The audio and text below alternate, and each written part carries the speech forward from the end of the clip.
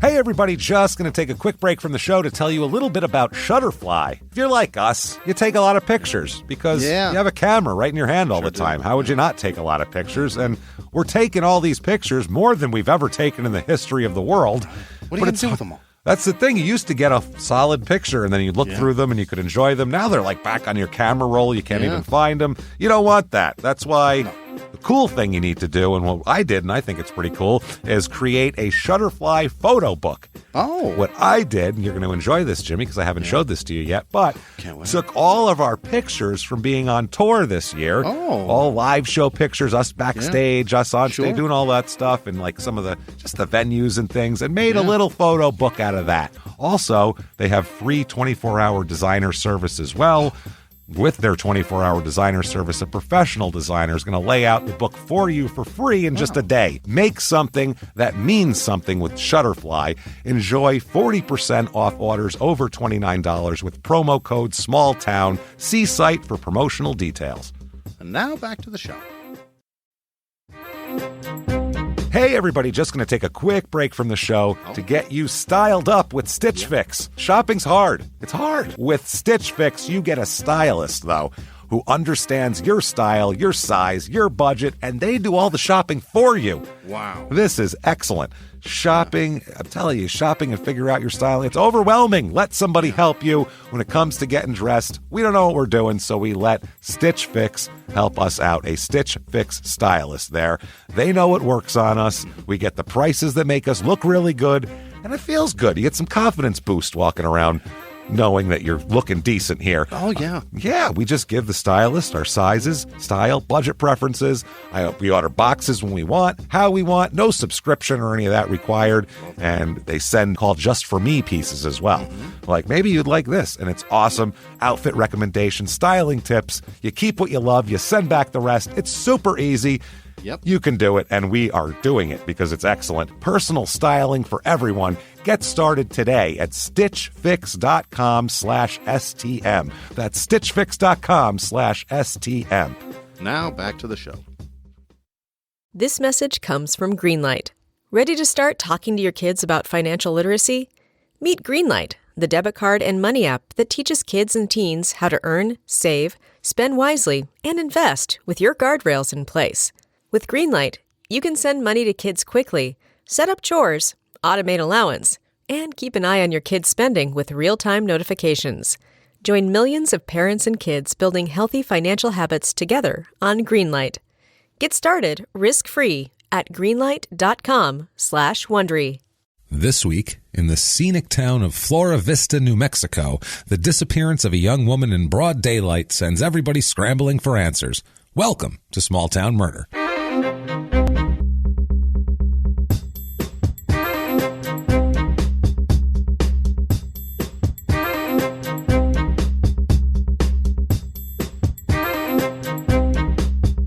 Hello, everybody, and welcome back to Small Town Murder. Yay, indeed, Jimmy. Yay, indeed. My name is James Pietragallo. I'm here with my co-host. I am Jimmy Whisman. And I can feel the yay in my bones this week because I feel it. It's big. Sorry. We apologize, any crime and sports listeners, to the lack of crime and sports this week. Right. But I am ill. I don't know if you can hear it in my voice, but I'm not in good shape right now. I have enough voice for one show this week. And since Small Town Murder has like 5 times as many listeners, we said we should do that one. That's probably. The one we gotta do. This is the one we got to do. So we apologize for that. But thank you to everyone joining us today. Thank you guys for all of your iTunes reviews this week. Yes. They mean the world. We've said it before. It's a business thing. It really helps the show drive up the charts. So if you've not done it yet, go over to iTunes or Apple Podcasts or whatever the hell it is and give us 5 stars. Doesn't matter what you say. It really doesn't. Just say something on there. It's not for our egos. It's really just for business. You're not changing my point of view. No. And if you want to be an even bigger superstar, a real superstar, one that we can't tell you how valuable you are, you can do that very easily. Be one of our producers by going over to patreon.com/crimeinsports and you can make a donation there, or go over to PayPal and use our email address, which is crimeinsports at gmail.com to make a one-time donation. Head on over to shutupandgivememurder.com. Yes, do that. You can get all your merchandise needs, t-shirts and mugs and bath mats and all that good shit there. Tour dates! And, of course, tour dates. Yeah. All of the tour dates there. As we've mentioned before, we're going to be everywhere. Yeah. Might as well run it down quick. San Francisco, Portland, Seattle, Cincinnati, Minneapolis, Detroit, Chicago, Philly, Boston, New York, D.C. or Baltimore, wherever the fuck, somewhere in Maryland. I don't know what the hell it is. Spring Valley or something? Silver Springs. That's Silver Springs. There we go. Atlanta, Houston, Dallas. And Denver. And Houston. And Houston, Dallas. Yeah. And that's in no particular order. But we'll be in all those places. A shitload of cities. It's all those. And we've had a lot of questions. We're going to answer one question right now. This one is very important. It's very important because the venues and the different ads, it'll say general admission or it'll say standing this or that.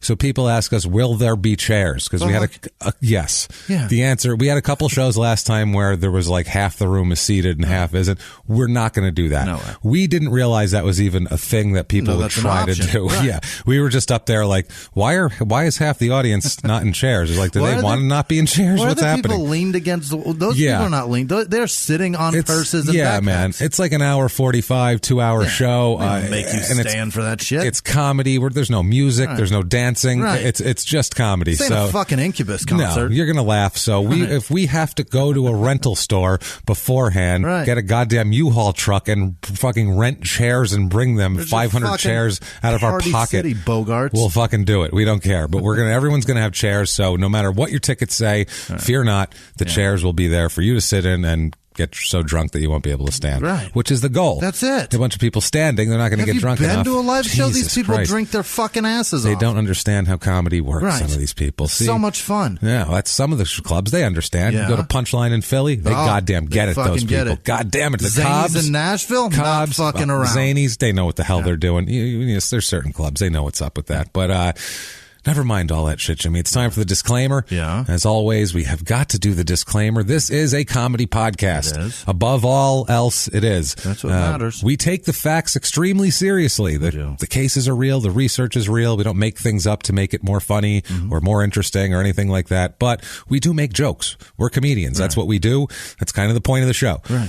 If you want to listen to a very sober, solemn telling of it, there's 100,000 options for literally watch the fucking news. Watch the news. It's half the podcast. You can watch Dateline. You can listen to There's a million places to go, but this is not one of them. We're going to make some jokes mixed in there. What we don't do though is we do not make jokes at the expense of the victims or of the victims' families. They don't deserve that. Why do we do that, Jimmy? Because we're assholes, but we're not scumbags. We're not scumbags. Right. That's the point right there. So with that said, we're all in the car. We're on the way to the liquor store. Everybody's just as involved as everybody else. So if you're on board, then you're on board. You're in for the long haul. You're in it for life. Let's do this. Let's do this. I know what you're saying. You're saying, shut up and give me murder. That's the one. So let's do it. We have just that for you. Okay. Murder. Hey, how ironic. Look at that. Hurry up and buy, James. You want murder? We got murder.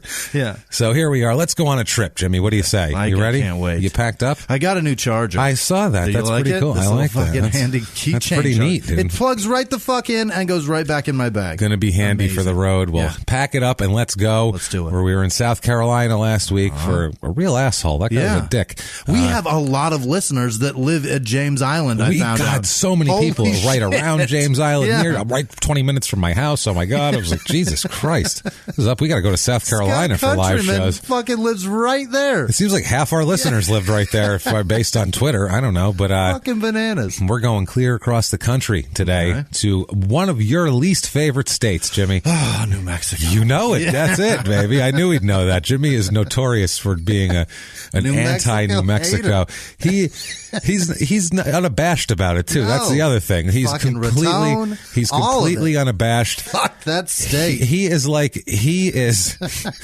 is to Mexico what a man standing in a Klan hood with a flamethrower or a torch up to a cross, right in public, just like, I don't care. That's what he is about New Mexico. If that was how you taunted New Mexico. That's what Jimmy would do. Like David Duke running for office. Not even hiding it. Not even hiding it. Here I am.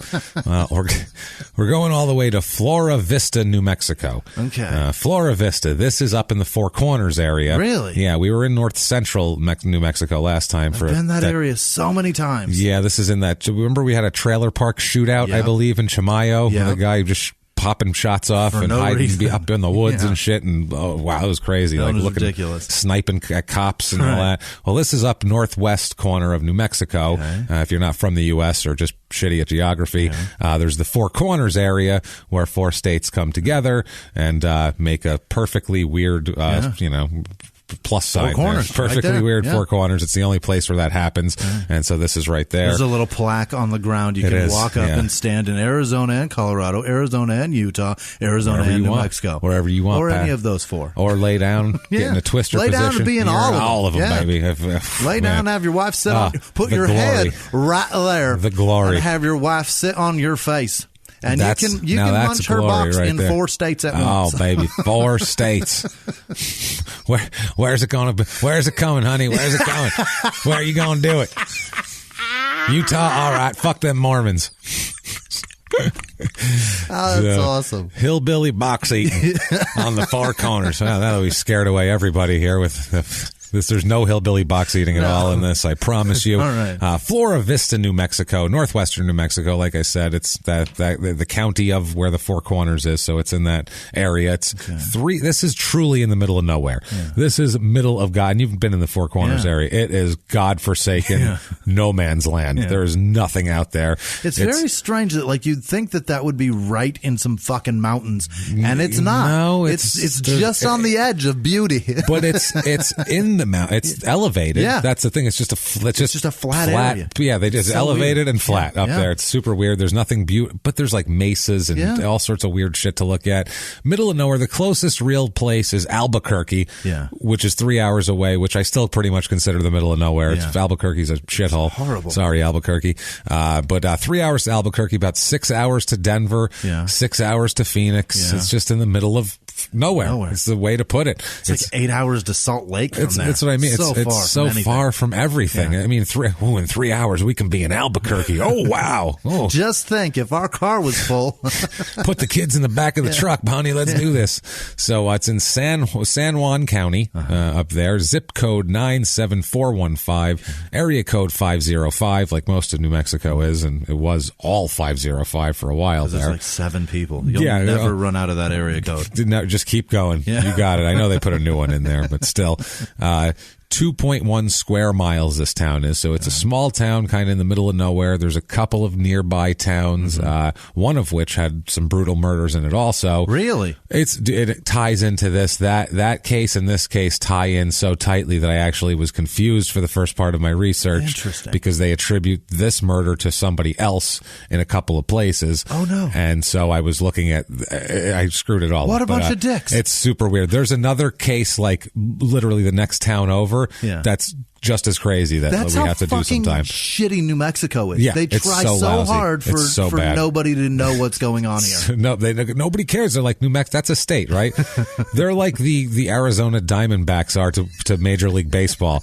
Like, if you haven't paid much attention to baseball, you're like, that's a team? Is that a real team? They're still doing it, that's a minor league. Is that a real one? Oh, that's a Major League team. They're still trying. Like, the Cardinals go there. They won the World. Fuck out of here. The Tigers go there. Just, okay, all right. Real teams go. Okay, I'm just checking. Real teams play them. So elevation of this place we normally don't give, but when it's this kind of anomalous, we have to. 5,509 feet of elevation here. It's higher than Denver. So it's higher than Denver. I mean, this is a mile-high place. Yeah. This is, it doesn't get the credit for it because nobody's there to see it. Nobody gives a shit. Motto for this town is, our motto sadly committed suicide 2 years ago, so we do no longer have a motto. It's very sad. Rest in peace, Rest in peace. It was super bored. Yeah. There was nothing to do. It shot himself. It jumped off the cliff. It went out in a shed in the back and just shot himself. It was very sad. Very, very sad. Left a note. Right. And it was just bad things on and the four racial corners, slurs. So. It munched the box of, the neighboring town's motto. It did, yeah. Got to keep their motto. Now, the history of this town, the only history here is conflict and strife. The West is like, it's a strange place, as we all know. If you're American, you probably would know this just from general movies and history. Right. But people, for the most part, didn't go out west because things were working out fantastically for them other places. I mean, some people did. Some rich people went out there to try to, capitalize, to have everything because here there's other rich people there. There's nobody there yet. But for the most part, it was, well, I'm wanted in 4 states. Right. 8 people want to kill me. I'm busted out. I owe everybody money. 4 banks are after me. The Pinkertons are chasing me. I think I'm gonna go to New Mexico. That sounds good. Yeah, that's what people did in the West. So these were mainly the land was it was so threatening. You could die at any minute. So it was like, if you had the balls to go out there, you could survive out there. You could kind of get away from shit, and so people did. It's modern day Alaska. That's what people do in Alaska now. It's like, what are you doing here? If you're not born in Alaska.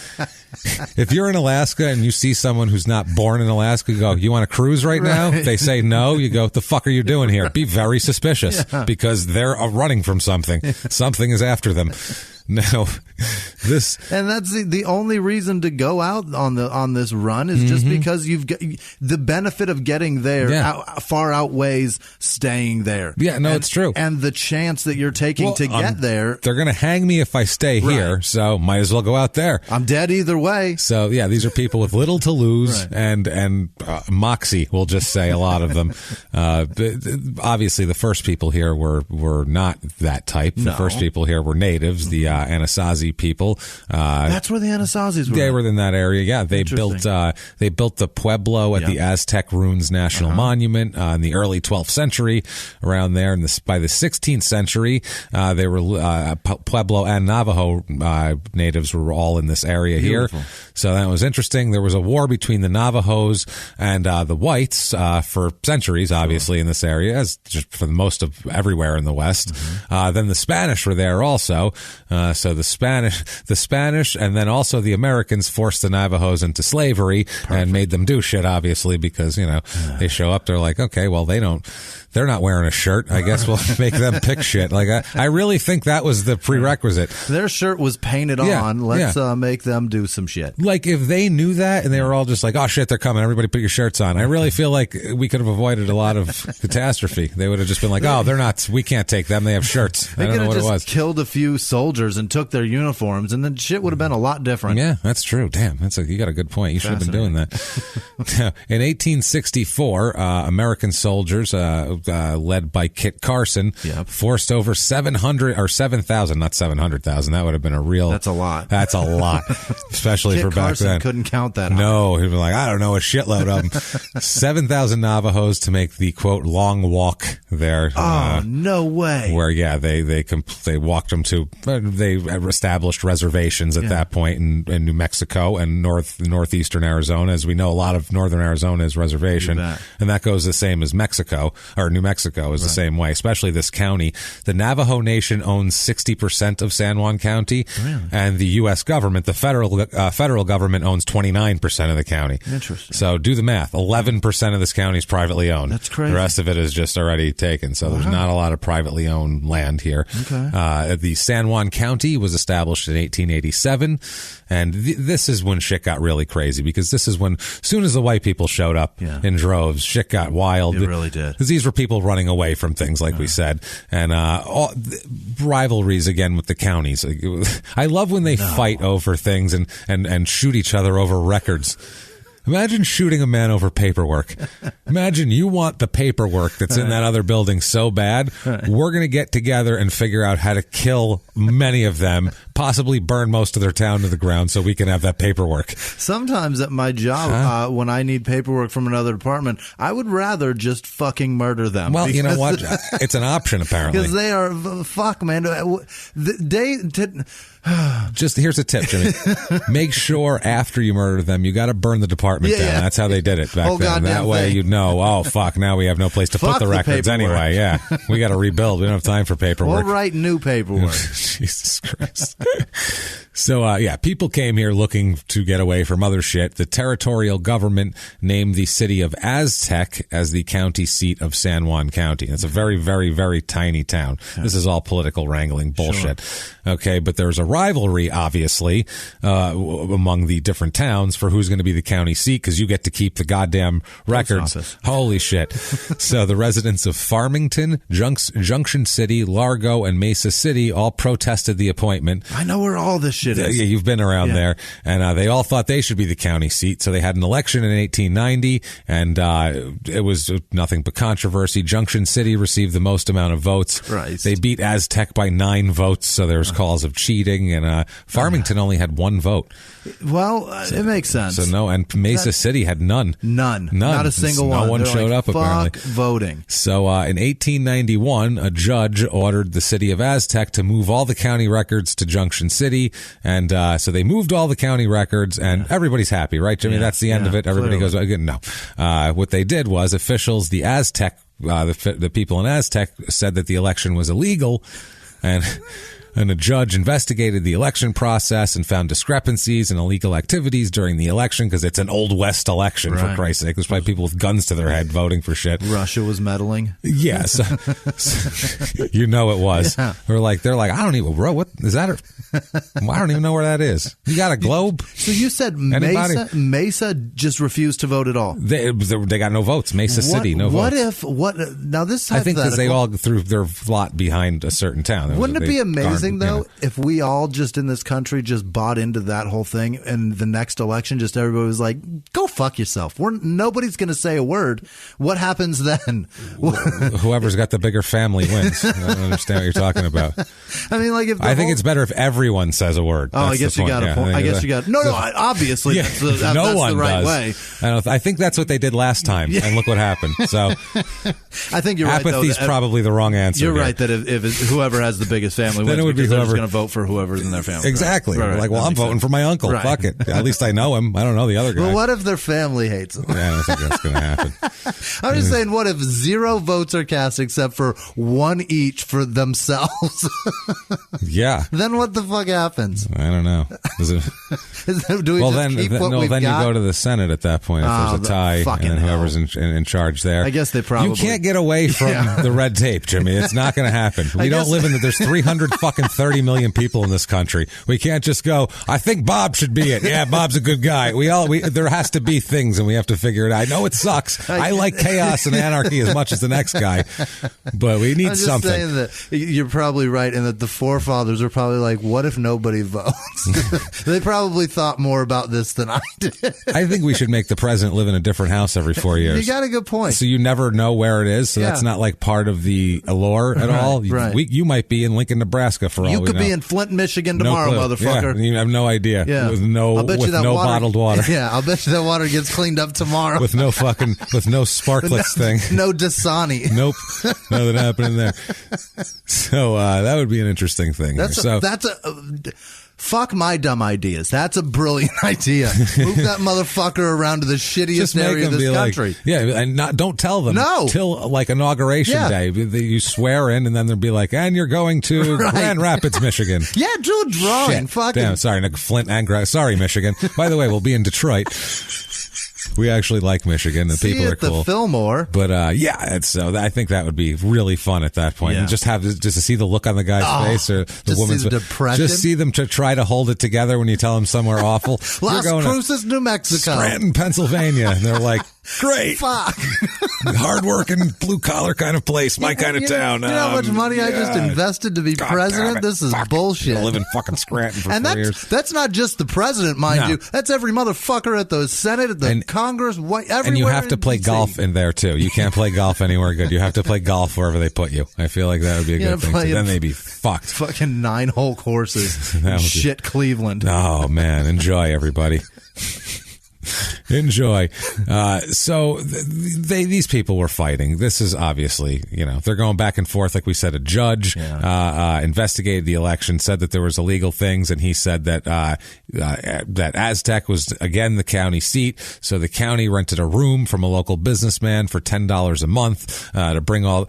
They needed to they didn't have a place for the records, and they were going back and forth. So they were just building temporary space for these records. They were just storing it in Tom's unused basement. He's got a closet, so we'll just do that. I don't know. It's so ridiculous. The whole thing's ridiculous. They built a jail in 1892, so you got to have a jail right away, obviously. Now, people started to, it's sort of pretty. I've said this before about New Mexico in this area. It's postcard pretty. Yeah. A picture of it is gorgeous. Yeah. It's beautiful, really. I mean, there's purple sunset and orange and these mesas, and it's gorgeous. But if you're standing there, you're like, Jesus, this is horrible. How do I leave? I hope my car doesn't break down because I'll die out here. That's how you're thinking. It's not pretty anymore. Right. It's just postcard pretty. So people saw it was very pretty back then, and some people lost their fucking minds and moved there around the turn of the 1900s. Somebody got a postcard. Somebody got a postcard, and they're like, this is phenomenal. I gotta do it. A lot of agricultural stuff popped up here. Fruit orchards, apples. There was tons of apple orchards in this area. That makes sense. Vegetable farms, all this type of shit. So apparently, if you stood up on a higher point and you looked over, there was a lot of different colors of trees and plants and fruits and the different colors of the red rocks and all that. So at one point it was very pretty back then. Still hell on earth, but pretty. Pretty hell on earth. And hot as fuck. Hot as balls up there. Holy it's hot. Shit, is it hot? It's hot there. I've been to Farmington a handful of times, and that's right by here. It's way too many times. It's off. Way too many times. Way too much. By 1905, the Denver and Rio Grande Railroad had built railroad through the area, so people started bringing sheep and cattle and all that shit through there, and it became a real town. And then there was 1950 is when the oil and gas industry really started here, and that's when people came to the area. Before that, it was just a couple of farmers and people that thought it was pretty. That's pretty much all that lived there. But it went huge around from 1950 on. The population of the county, the city of Farmington, increased 763% in 10 years. Yeah, that was just a blow up because there's jobs there, so people went. Wait till electricity happens and they have some of the biggest power plants up there, huge in the country. Nothing else is up there. Might as well stick it up there. You bet. That's coal, natural gas, petroleum, everything there. Today, it's not. It's also, like we said, and you just said it right there with the electric grids or the electric whatever the fuck they are, things up there. Also, there's tourism up there in the Four Corners area. So people drive through there on purpose to see that for some reason. I gotta see where 4 square boring states I don't give a fuck about intersect. I gotta look at it, eat my wife's box. Right. Fucking Jesus. Middle of the night. It's just a weird, it's the most bizarre thing because it's just a fucking marble slab on the ground.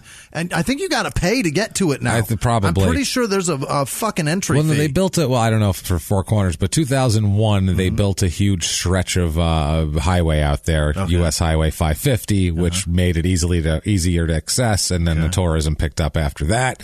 Now, population of this godforsaken place, tortured souls that rest in this hellhole. 2,115 people live here, which is up 107% since 1990. So that's since more jobs have been there, and just out west, everything's blown up. Median age in this town, 46 and a half. So almost 10 years older than the national average. Way more females than males because there's an older crowd. Always going to be more females because, like we've said before, these son of a bitches outlive us all the time. Amazing. Nothing we can do about that. Married population in this town is about 70%. So that's way higher than the 51% average. So I think you're going to, that's also an ethnic thing because there's a lot of Hispanic people there. And I don't know if this is considered racist or considered just anecdotal what I've seen, it seems like Hispanic people are more likely to be married. Yeah. I feel like, and like if there's a stat of like, Hispanic and white people and their average age of marriage or their average marriages, distance, right? Yeah, I feel like the Hispanics are gonna, and they stay together longer. The too. longevity is insanity. It's insanity. Oh, they'll hate each other for forever. 30 years, but they'll stay together. Should call him a puto every day. Yeah, they're like, we have pooled our resources, and I ain't fucking breaking it up. Sorry, I want a pool, and we're saving for it. So fuck you. I drink Coronas, the little baby bottles, every Friday night. I'm just going to keep drinking them and put up with her. So, actually, less widow people here than normal. More divorced people here. Less people married with children. A lot more people married with no children, which is usually older people. Usually not Hispanics. I'll say that fucking much right there. That is racist. So anyway. Insanely racist. Speaking of race in this town, it's about 63% white, which is exactly on the national average. 0.0% black. None at all. That makes a lot of sense. No Asian. 0.0% Asian. Even a 1. Even on the tourism spectrum. Nothing. There are no black people up there. It's nobody. Fascinating. No, fucking 8.7% Native American, which is normally under 1%. So that's going to be. That feels low, actually. That's what I said too. And about 29% Hispanic, which is what you'd about expect there. And 41% of the people here are religious, which is lower than the national average of 50%. You got your about 10% Catholic, which is that's going to be your Hispanics there. You got almost 12% LDS. Wow. That's right by Utah. Close enough. Fuck there. That's an easy invasion right there. They're coming. 0.0% Jewish. I don't think so. No. They're like, fuck this place. No way. No, thank you. No. Moving on. Unless we own the power plant, fuck it. The motto killed itself. We're leaving. Sorry. 0.0% Islam also. I don't think so. Nope.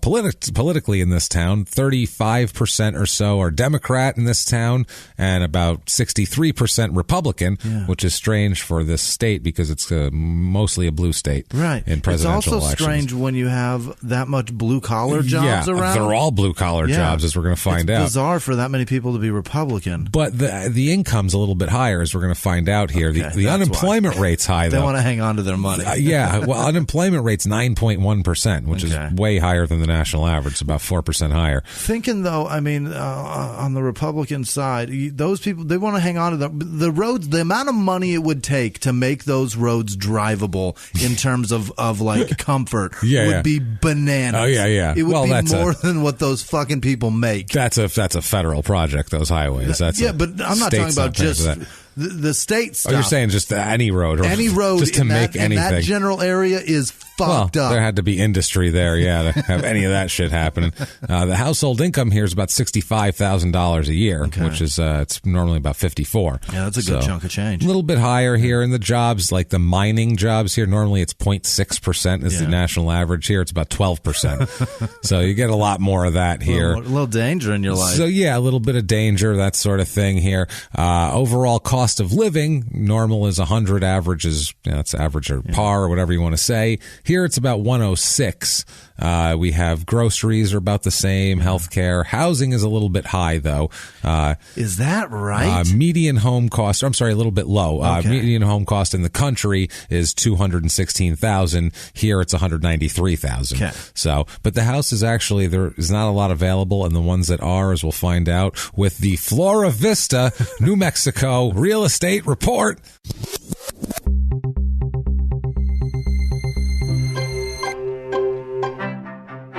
Your average 2-bedroom structure, I guess, to rent an apartment home is about $1,030 a month, which is about $200 less than the national average. 3-bedroom, 2-bath home I found here. It's about 1,372 square feet. It's a little rough. It's got kind of a chain link fence out front that's not all connected. They're not all together. It's a little messed up here. A couple of poles missing. A couple of poles, exactly. That's exactly what it is. A couple of caps missing on those poles. $180,000 for that bad boy. At that point, those things are so fucking easy to build. Yeah, Don't they you just leave it. fix I that? think to sell it, just build another one. Jesus. I found a 3-bedroom, 2-bath, 1,553 square foot house. This one's put together nicer. It's cleaned up. The chain link fence is all nice and sturdy. $239,000. Still a little pricey for this particular home, if you ask me. And I found a 4-bedroom, 5-bath, 4,015 square foot home here. Whoa. This is really nice. It's got pillars. Waste. It's there. Like, why? $549,900 to live in, what's the opposite of paradise? I don't know what the Flora word for that Vista. is. Flora. Oh, that's Spanish for opposite of paradise. Right. Okay, gotcha. Things to do. Outdoor shit. Yeah. Stare at a mesa. I don't know. There's a lot of lakes around there that you can fish. Shit to stare at. Also, the history hikes are back at the Farmington Museum, everybody. They're back. Went away? They were gone for a minute, but fuck you, they're back. If you think they were gone forever, you can suck a dick, fella, because they're back. They're treating the mystery hikes. Is it mystery hike? They're back. Or History. hike? Join us on the second Saturday of the month, May through September, for a fun and informative hike that explores the cultural and natural history of the Four Corners region. Space is limited and registration is required to traipse through the woods. The program is for adults 16 years and older, includes transportation and lunch. They will take a 3.8-mile hike to look at foliage down through shit. It's $20 a person. $20 to fucking walk 4 miles through the woods. Jesus. And we're treating it like the McRib, like it's a big deal. Jesus. That better come with a man to pick the ticks off of you afterwards, too. Some poor guy with a tweezers and a McRib. They hand a McRib to you and they go, "You've done it." And Good Christ. It's back. It's back. Crime rate in this town also back. Yeah. Property crime in this town is pretty low, actually. It's like 2/3 of the national average, so it's pretty low, about a third less than the national average. So not bad at all there. Violent crime, murder, rape, robbery, and assault. Obviously, the Mount Rushmore of violent crime is just about at average, slightly below, but pretty much right at about average. So more likely to kill you than steal your shit in this particular town. And let's talk about some people who were killed, or some person that was killed, and let's get into murder. And I had to this case here, like I said, it started out with I found this murder and it was attributed to somebody else. Accidentally, I found out later. So I started getting into that person, but I already had a big backstory of the actual murder covered and researched. So then I'm researching this person, and I'm like, this is not the same person they were talking about before. How did they both kill the same person? Neither of them are coded. What the fuck is going on? Right. And I'm sick, and I'm trying to fight through a Dayquil haze snot mind and figure this shit out. And finally sorted it out and found this case, and I like it because it's not over. We've had a lot of very personal cases lately. Very personal. Like, I'm going to torture you because you fucked my girlfriend. Or the other one was like, I want to get rid of this one so it could be with some other woman. And it's just all very, very, very personal. So I wanted to do more of a random this week, because I've had random shit happen to me this week, and it reminds me of it. Quick story, very quick sidetrack, and then it is murder time, I promise. We're selling our old house. As you know, we rented this house. We rented this house here with the studio and all that. So our other house is for sale. It's actually sold. You have to preface this that this, by the way, is about to be fucking disgusting. This is horrific, by the way. We will try not to put a Blue Apron ad after this story, because that would not be fair to Blue Apron. So we're selling this home, and it's only about 2 miles from the house we're in now. So we check on it all the time and shit. And the neighborhood it's in is not the best. It is directly down the street from a methadone clinic. This is why we beg for Patreon money and shit to get me away from a methadone Jesus Christ. To get him out of Indianapolis. Get me out of Minneapolis. Because I can see I can't say methadone and you can't say. So there we go. It's Annapolis. I'm on board. Anyway, so we move out of there. The house is sitting there. We sell the house. It's closing in 2 weeks, less than 2 weeks now. So we're like, this is terrific. We go there the one day, and someone had broken into this house. Okay, they'd broken into our house. No idea what this person is. No, they didn't break anything. This is the thing. Broke in through a window, like pried it open, and then closed it behind them when they left. So nice. Didn't break anything. Didn't like rip anything up or kick holes in the walls. What they did do, though, was give themselves an enema. I know this because my toilet was clogged and there was a bum enema on the floor. So, Who the fuck does that? And then gave themselves a bath, did not clear the water out, and stole my shower head. So I don't even know what the fuck to make of that. What kind of caper is that? What the fuck kind of a goddamn master criminal did this shit? So that's not what you want to see. No. When you're, oh, look, a bum enema. That's wonderful. I love it. That's great. Yay. It's either that Indeed, or Jimmy. a neighbor ate so much cheese and was like, I can't I can't this do this mess to my either. toilet. I can't get to the 7-Eleven. So let's just bust into there. That is fucking amazing. So I figured from me being violated by a stranger, let's talk about other people violated by strangers. People that deserve it even less than me. Yeah, that makes me feel better. Right. You know what I mean? That it doesn't just happen to me. It happens worse to others. And it's the greatest goddamn story that ever happened. a bum enema. And we're like, that's great. So $200 later for a fucking plumber because I wasn't going to unclog the bum enema because the toilet was clogged. There was toilet paper in it, and I don't know, God knows what else in there. And I'm like, I'm not digging into that. No fucking way. No fucking way. No, because it's not. It doesn't take a lot of math. Junkies are constipated. Right. Opiates constipate you. There's a methadone clinic up the street. 1 + 1 = fucking 2 here. Come on, Jesus Christ! That's amazing. That was it. Air conditioning was turned down, and the fucking bum enema. They got comfortable. They got comfortable. They put it down to 74. Those motherfuckers. They got comfortable. Like it's on because we had it turned up because we don't. We're not living there. It was on like 85. You know. Nope. They're like, let's turn this down. They're in Holy shit. They're in a bath. Their fucking intestines cleared out, feeling comfortable and good. Sitting in that bath. You did not tell me. Yeah. They set the AC down like assholes. So I know this is a long sidetrack, but this was really traumatic. And you know what? This goes along with what this is crime. Fuck you guys. It happened. He murdered your toilet. Murdered the toilet, fucked up the tub, stole the shower head, and cranked my AC down to 72. It wasn't like a rape, but he definitely tried to jerk me off when I wasn't looking. You know what I'm saying? It's not as bad as a... And we had to call the cops, obviously, just to have the record of it. And that was uncomfortable. I had to tell them, they just shit, really. Because they're like, what'd they do? Like, well, they shit. And how do you know? Well, there's a bum enema and the toilet's clogged. So that's a good way. They're like, all right, then. Like all of our detective work, they're like, yeah, that's probably right. And then they're like, do you want to press charges? I'm like, what are you going to go out and look for this guy? Like who's the mad shitter? I'm going to go out and hunt this man. You're not looking for him, number one. And number two, for what? I'm going to press charge. I'm going to go to court and go, that man shit up my house. I want him put in jail. I don't know what no, don't press charges. I don't know.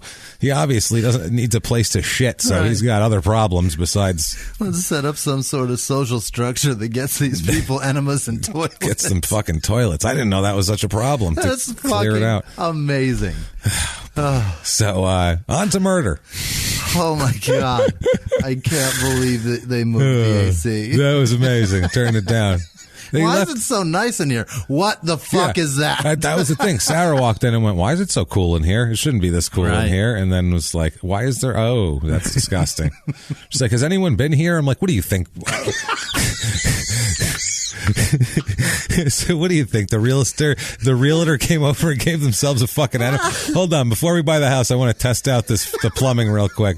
Honey, get my enema. Was there an open house here this weekend? Yeah, I'm going to blow this bowl up, and then we're going to see if the plumbing can handle my. Oh my God! Big charcuterie board last night, so I'm going to see if it can handle the salty, fatty porks that I've ingested and fire that bad boy out like a missile. We'll see what happens. Sweet fuck. Oh my God. Christ, Okay. that's amazing. We could do an entire show on this that could just caper. go all over. The caper of the bum enema. Yeah, that would be the name. so good. The caper of that. But we have murder to discuss. We do.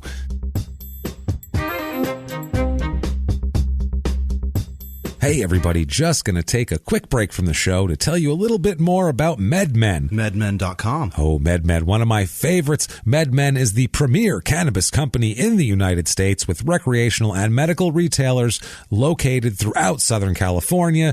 They're the best. This is simply where you want to go. This is the Mecca. This is like walking in to, this must be what people feel like if they walk into a microbrew or something, and there's a million things on tap. This is fantastic. The marijuana, wonderful things they do with the cannabis industry there. It's a high quality experience. MedMen offers a high-end shopping experience with knowledgeable, friendly staff that help you find exactly what you're looking for. They really do. It's known as the Apple Store of weed, and that's what it is. If you walk in there and you go, hey, I'm looking for something, my neck hurts a little, or, I'm like, I can't sleep at night or something, they'll be like, this is the one right here. They'll tell you THC levels. They will hook you up. Everything is cool. If you live in California, it's an exciting time right now. And MedMen is helping to redefine the cannabis industry and empower people to exercise their right to purchase cannabis so you can go out there and purchase it. It's bringing premium experience to this space. It really is. It's fantastic. Be empowered. Check out one of their 14 retail locations throughout Los Angeles, Orange County, San Diego, or go to medmen.com to find your nearest store. That's medmen.com, medmen.com. Find your store. The best part about this, exclusively for you guys, our listeners, you visit any MedMen location and mention the Small Town Murder Podcast at checkout for $10 off your order. Limit one per customer. Terms and conditions may apply. Check out MedMen today. MedMen.com. Find your nearest store and go mention our podcast and get $10 off your order. And now back to the show.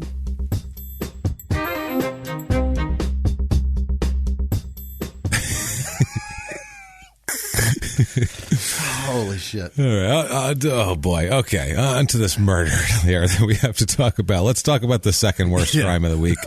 No, this is way worse than the bum enema, but it's still, the bum enema is violating. It's pretty up there. Let's talk about a young lady, shall we? Let's talk about Sandra Phillips. Okay. She's 17 years old, back in 1994. So she is, so that's a teenager kind of. Yeah. That's pretty much, she's a year older than me. So that's interesting. She's about, so I know what she's all about. Yeah. I'm sure she's, I can see how she's dressed. Yeah. I can see what she's like. Yeah. I feel it. You feel her. Yeah. You got the same thing. But I don't know what it was like growing up in New Mexico.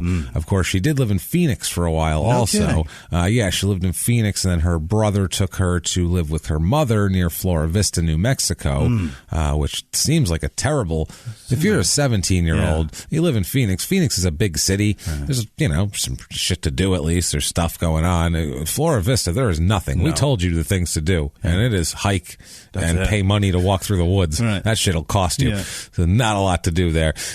She lives with her mother near Flora Vista, kind of right on the outskirts. It's, the little town. It's 2.1 square miles, and then there's little houses kind of right around that little actual town proper.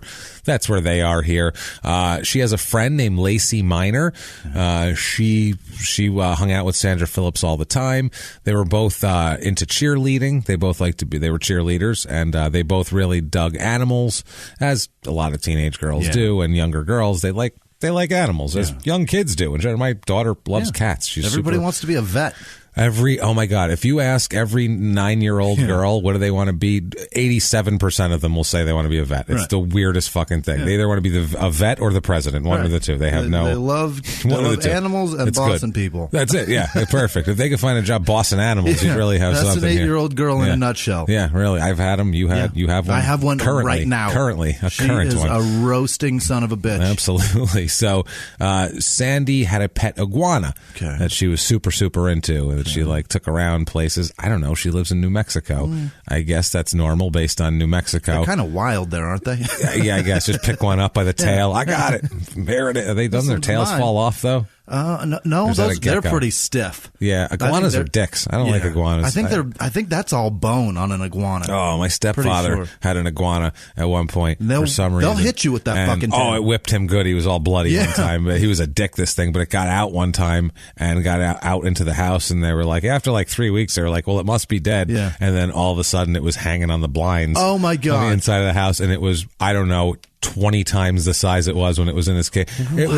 When it left, it was this little tiny thing that you pick up in your hand, and now it was a fucking monster. Full-grown. It was a fucking monster. It's a dinosaur in your house now. It was the scariest thing I've ever seen in my life hanging off the thing. I was like, oh my God, what the fuck is going on? Yeah, Where's the house cat? I didn't. It was bigger than a cat. It was a fucking kid mauled a cat. That thing was nasty. So, but anyway, Sandy had plans for the future. She was a smart kid. She was everybody said she was very nice. She loved her animals, and she wasn't a dick. She was just a nice kid. Typical teenage kid. She wanted to be like her mom, who was a nurse.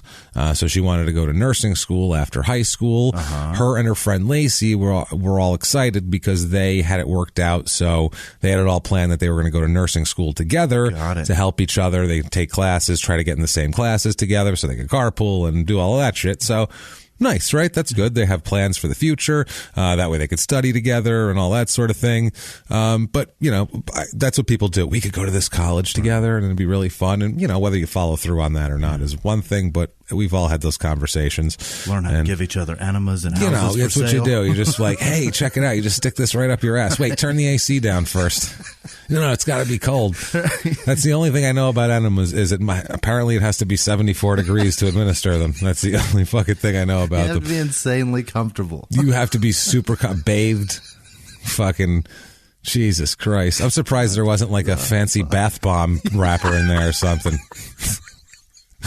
Just something from Lush. Yeah, just something real fucking ridiculous, just all natural. Either that or just a big thing of Mr. Bubble. Just going old school with it. Perfect. Now, it's February 7th, 1994. Like we said, she lives with her mom, Flora Vista. She has friends. She does things, but it's a small town, and there's not a lot to do. She needs a job. She's 17. She's looking for like a job just to make extra money, and for Christ's sake, find something to fucking do. This is pre-internet, everybody. So back then, if you wanted to find a job, you couldn't just be like, I'm going to sit here and pick my ass and get on my phone and apply for like a bunch of jobs. You had a newspaper every day. You had to get a fucking newspaper. Either that, or if you lived in like a small town like this, you had to get up out of your fucking couch and put clothes on and make yourself look as nice as you could, and then go to these places physically and say, may I please have an application to give you? And they'd hand you a piece of paper that you would have to embarrassingly fill out for 45 fucking minutes, and then hand them back to them so they can read it in front of you and decide whether you're worthy to fucking talk to for 3 minutes. And in front of other customers go, what was the highest grade of education, y'all? To make $5.50 an hour back then. So that's what having a job was as a teenager in the 90s.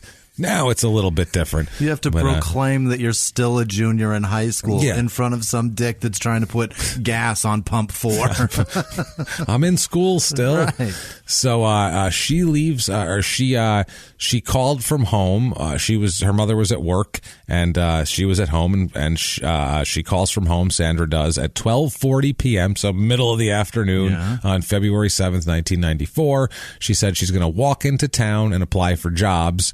She's just going to walk up and down the main drag there and a couple of streets and just apply everywhere she can, basically. She's fucking bored. Everything that says help wanted will get my embarrassing fucking resume. I've pretty much done that as a teenager, too, where you go in and apply for 20 jobs in a day. What's the first place you got turned down to work at? Oh, God, I don't even remember. It's embarrassing. I'll tell you mine. I don't remember.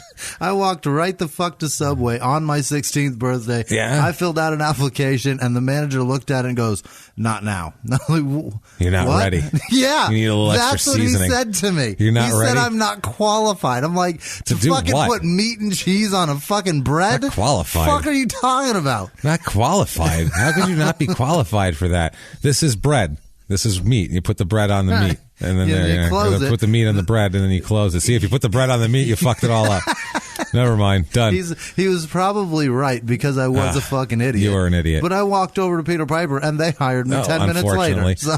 Yeah, I had a job when I was like 14, because it was illegal, of course. But I was back home. Nothing was legal. Like, I don't know anybody that had like a real inspection sticker that actually had their car inspected, like, because you have to have an everybody knows a guy for $10 will just put a sticker on it. There's nothing is on the up and up in New York. Nothing is, and nothing. Even the jobs weren't. Well, my cousin worked in a beer distributor, and my dad talked to the guy, so I went in there and he hired me, even though it was very illegal, and he paid me like cash under the table and all that shit. That doesn't happen out here.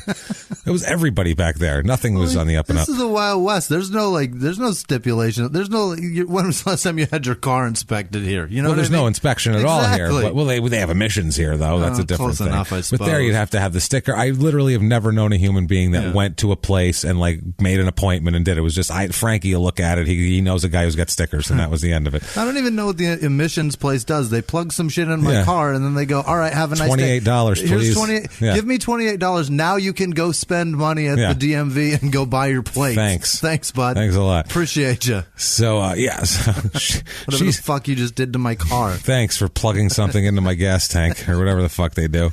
So the mother says here her daughter Sandra said she's going into a town to apply for jobs, but the mother said, "Hey, you're supposed to vacuum. You're supposed to clean up the house." She says, "I'll do it when I get home. I want to get these job hunt over with. You don't want to go in there at 6:00 applying for a job. It's best to go." She should have been going at 10:00 in the morning. Right, you're going at noon at that's fucking fine. lunch rush? After the lunch rush, I guess. Who knows here?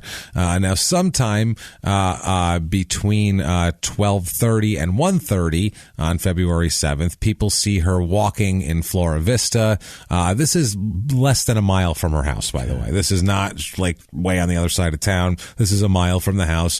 She's seen walking toward a convenience store there, which, like I said, this particular convenience store is less than a mile from her home. Okay. So she's right there. A bunch of people said that they saw her walking around all different parts of town. Like she was seen over there. I saw her on the corner of this and that. Oh, yeah, I saw her at that store over there. Yeah, she was in the Denny's there, or whatever the fuck, the restaurant. Yeah, she was seen all around town, which is consistent with what she said she was doing. She's going around applying for jobs, so she would literally be all over the place. So she was, and also there's a record of her going to the Flora Vista Water Users Association, and she paid her mother's water bill there. So she's running errands, she's applying for jobs, she's walking around doing shit. That's probably how she got out of vacuuming. Yeah, she's like, "Tell you what, I'll vacuum later. I'll pay the water bill now. You don't have to go on your lunch break. I'll go down there for you." Once again, everybody, in 1994, you had to sometimes physically take something to a building and hand it to someone. Right. You couldn't just go bloop and then it worked. And you could take cash. That's the weirdest they'll part. Take cash. They'll they don't take give a shit. Anything. Now, they probably could mail it in also, but probably not if you're late on it. And it's the 7th, so maybe they were late on their payment and trying not to get dinged for a fine or something. I don't know. They don't have the most money, these people. I don't know if they're poor, but they're not wealthy. I know that much for a fact. So she's seen all over the place, like we said. She applies for a job at a restaurant. They have an application of a job that she applied for at a restaurant. So the afternoon goes by. Her mother gets home from work, and she's still not home. Okay. She says, my floor, A, is dirty, so this is a fucking problem. Sandra, where are you? And she finds out she can't find Sandra. So she's like, okay, maybe she's ran into her friends or something. Who the hell knows? But this is unlike Sandra. She's a nice kid who likes an iguana. Like, she's not reliable. She's very reliable. She's not known as somebody that kind of goes off. I was going to say goes off the reservation, but you're in the northwestern New Mexico. You have to be very specific about that. You might as well be. Yeah, it could actually be the reservation. So she's not somebody that wanders off, though. That doesn't really happen here. So her mother becomes concerned, obviously, over the course of the evening when her daughter's not home and she doesn't get any phone calls from her daughter. Nothing. No one's heard from her. This is now the evening. This is now the evening. Yeah, she gets home from work and she says, okay. So the mother calls the police, which seems reasonable. She calls the police to report that her daughter is missing and she should be around and isn't. But after she calls the police, she also goes looking for the daughter because it's a fucking small town. Yeah. And if your kid's missing, it's a 2 square mile town. It's right there. You're going to go search around. And so she does. She goes looking for her at the restaurant. She goes looking for her at the convenience store. She figures she might have stopped for a drink. She asked them if they had seen her. The restaurant says, yes, she was here. She applied for a job here. So she's kind of retracing her steps, doing the police work for the police at this point. Now, Lacey Minor, again, she talks about trying to find the family and her trying to find Sandra.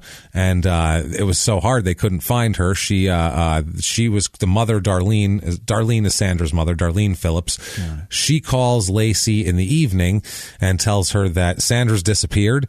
And, she doesn't know what the hell to do. Have you seen her? Have you heard? Did she tell you anything? Right. Basically, like, even if she said not to say anything, you could tell me, please. Please tell me. We're super fucking worried and all that. And Lacey Minor hadn't heard anything. Nothing. She really just didn't know anything. So she didn't know what to do. Everybody stayed up all night. Nobody slept. They said everybody sat around waiting for her to come home, and she didn't come home. So the next day, they all talked to the police, including Lacey Minor, because she's closest friend to her, and the mother. They talked to police the next day. They immediately put up posters. Yeah. Like, they're aggressively looking for their daughter. Like, this isn't like, well, I guess they're missing. Right. We've seen some of these families are just not. They're not the best families. Some of the families, when something happens to a kid, a lot of times the reaction time is slow. The reaction time's a little bit slow. Yeah. They're like, wow, they don't see, they're just not on the ball for whatever reason, right. Whether it's sometimes it's drugs and sometimes it's just general apathy. Sometimes it's whatever it is. Grasping the urgency of the situation. Yeah, they don't grasp it and they don't care and they get that head start. These people, the next morning they were up, they're making posters, they're talking to police, they're trying to find them. They put posters up all the way in Flagstaff, which is, probably 4 hours from there. It's a good clip. Prescott, which is another hour down. Holbrook, which is northeastern Arizona, kind of on the way from Phoenix to New Mexico. If you take that, what is it, the 87? You take that goes up through Flagstaff and then over. That's the 40 and the 17, but if you take the 87, the B line. You can hit it over there too? If you take the B line, it goes up to, you can meet what are you kidding me? If you're ever driving east, never fucking drive up the 17. Don't be an idiot. Drive up the 87 and hit that way. Now that we've done Northern Arizona traffic time with James and Jimmie. Hey, look at this. That 87 is the most dangerous strip of freeway in Arizona. It's super dangerous, but you'll get there way faster. You're going to save if you get 20 there, minutes. It'll be so much quicker. I never not take that way. Give me a break. So, all the way down to Phoenix. So 6 hours away, they were putting up posters because she's from Phoenix, or she lived in Phoenix. That makes too. sense. Yeah. So they don't know, and they basically put posters all the way on the way to Phoenix, both directions. Whether you go down the 87 or the 17, there's pictures. In Phoenix, there's pictures because they think maybe she ran away. Yeah. They don't know because the cop said she lived in Phoenix. Okay, then she's recently moved here. Well, she's a teenager. Maybe she went the fuck back. Maybe there's a boy that she was seeing back there. Maybe there's something. Maybe there's this. Maybe there's that. So maybe it's just Flora Vista versus Phoenix, and she chose the right answer. Yeah, no, that's the thing. Yeah, she was like, I'm going to the no. And Phoenix, by the way, is awful. Yeah, trust me, it's the worst. By the way, we'll be here on November 5th, I think in this awful town over at the venue on a fucking Monday night in a venue that's way too big. So come see us there, or watch us have a complete fucking meltdown in our hometown. Either one. Something's going to happen. I'll tell you that much. It's going to be so packed. It's going to be amazing. Get your asses there. You better be fucking packed. I'll come to your houses. Where the fuck are you? We'll drag you there. You love the show, do you? Well, heard you like my show. There. Yeah. Well, prove it, motherfucker. Where are you on a Monday night, cocksucker? You don't love us then, do you? I'll tell you where we are. Yeah, we're on a goddamn stage. That's fine. Okay, so anyway, she's missing here, and they ask Lacey about,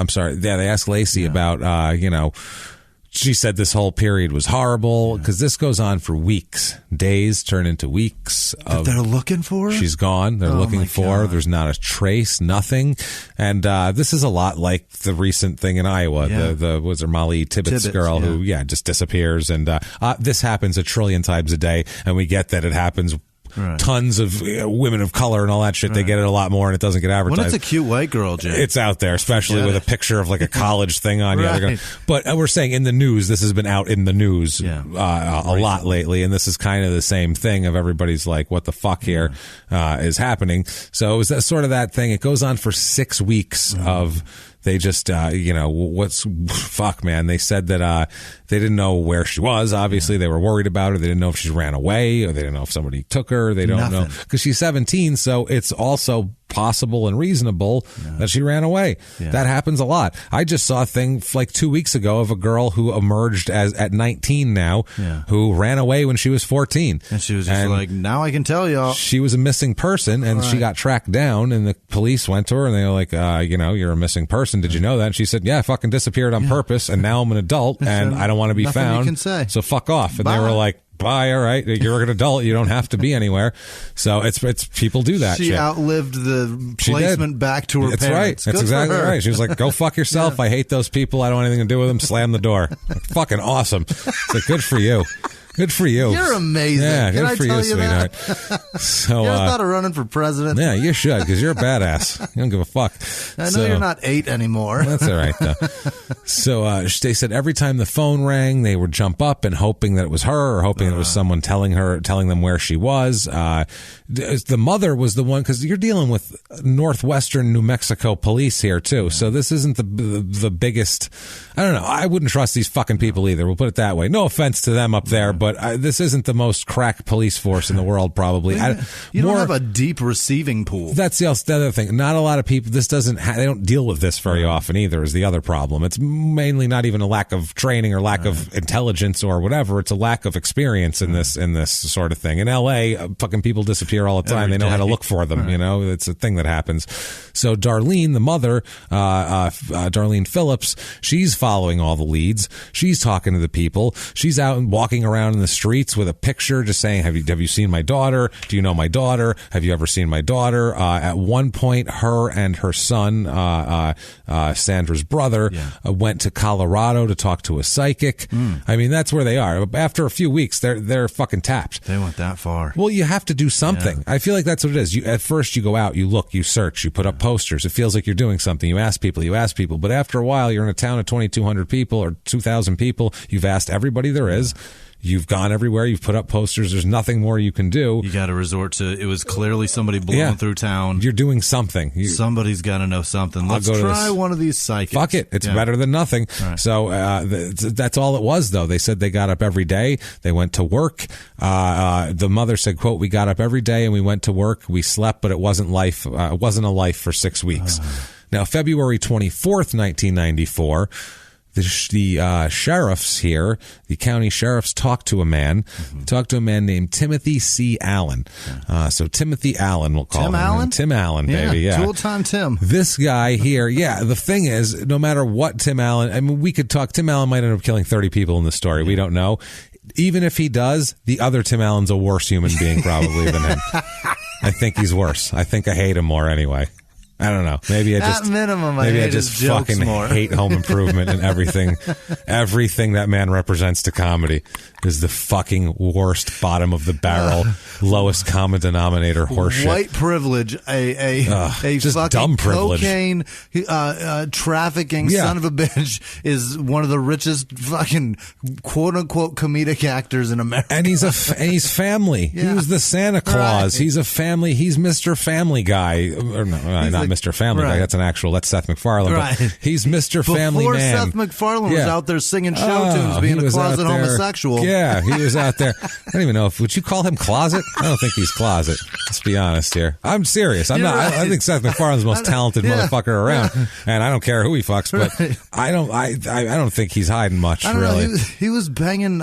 He's always seen with women though. I've seen. Yeah, he's whatever. I don't really care. But we're way off because we don't care who fucks who or what or whatever. We're just. It's just fascinating. It's just funny. Yeah, I don't know.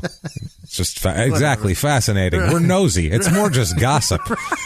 Is all it is. It's gossipy bitches. Yeah, I don't care. I just want to know because everything's my business.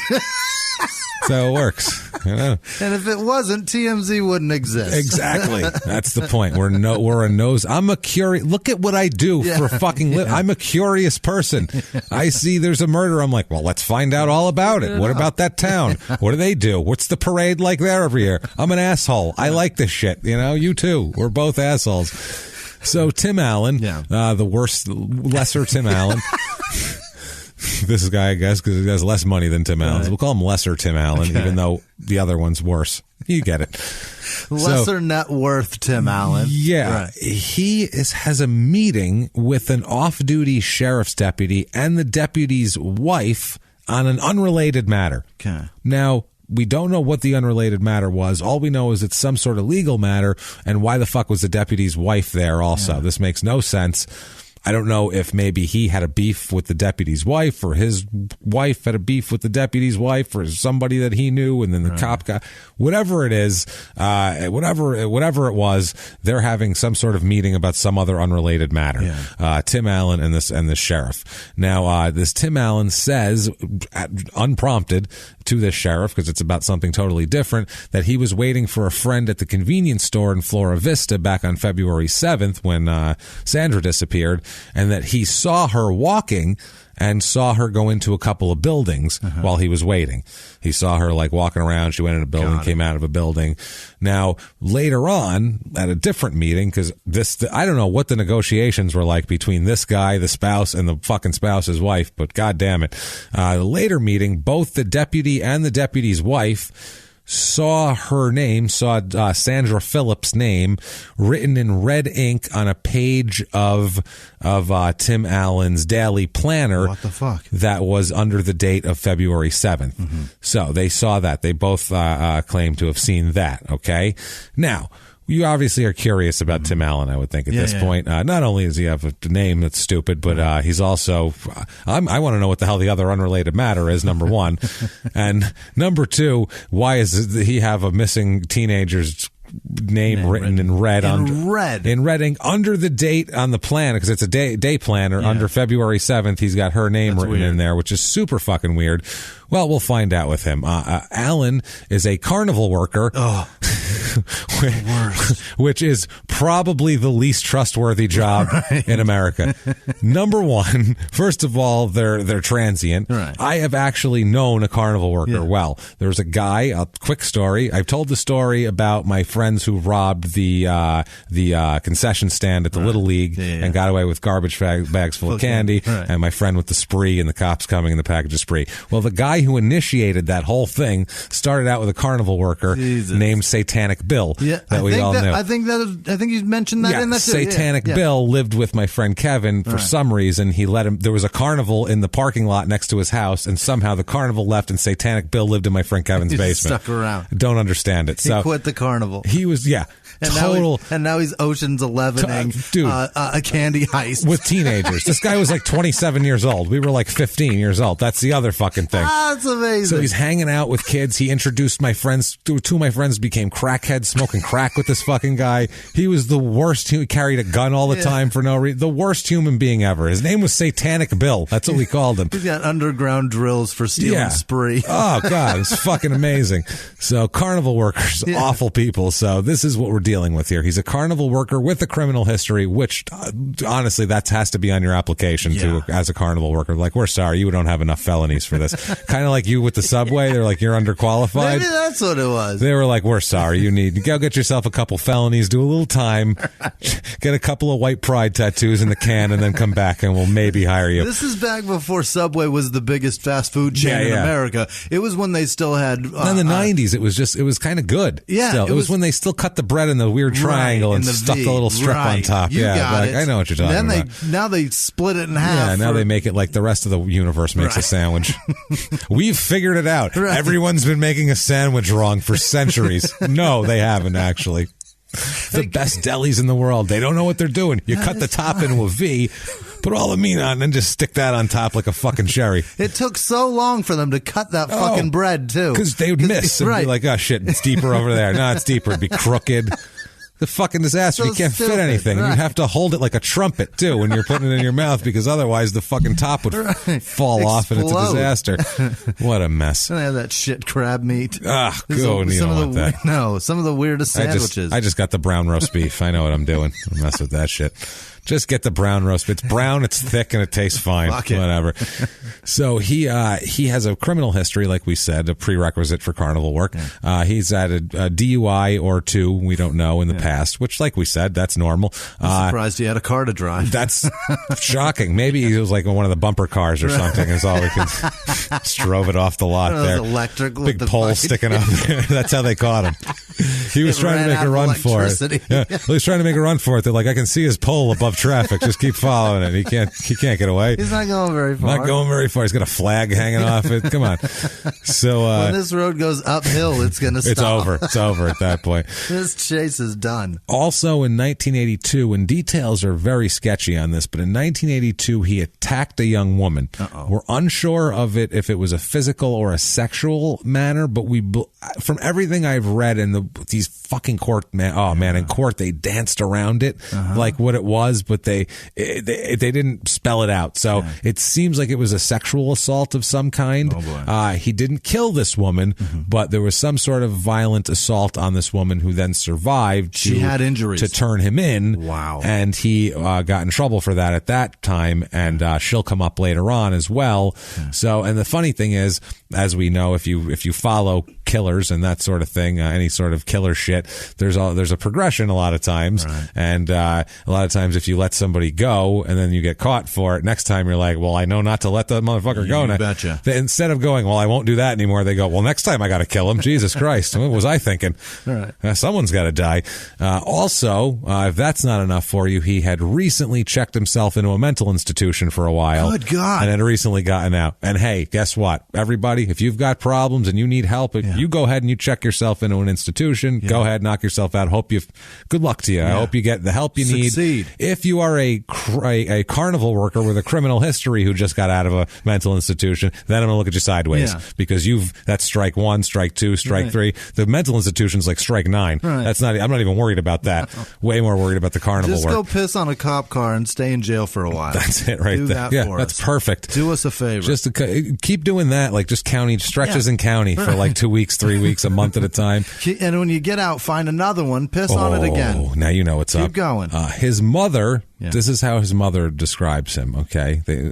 His own mother, this is her description of him. Quote, he's killed a cat, tripped his sister down the stairs, punched his sister in the stomach while she was pregnant, liked to fight, and generally liked to hear the sound of breaking glass. Wow. That's her description of her son. Good dude. In a nutshell. Yeah. Just, killed the cat, tripped his sister down the stairs, punched his pregnant... I like how she said it, too. Punched his sister in the stomach while she was pregnant. Not punched his pregnant sister in the stomach. Not attempted murder a baby. And then, if you punch a woman in the stomach that you know is pregnant, you know what you're doing. Yeah. You're going after that kid. That's a vicious assault of a child. That's not even assaulting her, you cocksucker. At that point, and then also like to fight and generally like to hear the sound of breaking glass. Which is like, what the and he works at the carnival, and he's got a DUI and attacked a woman and just got out of a mental institution. Have we painted a fucking picture here?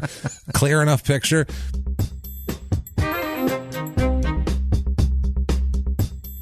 Hey everybody, just going to take a quick break from the show to tell you a little more about the Great Courses Plus. TheGreatCoursesPlus.com. Oh, we're getting smarter. Yeah. This is awesome. As we get into this now, it's been a few weeks of having the Great Courses Plus. It's amazing how your knowledge expands of all different subjects because they have everything under the sun.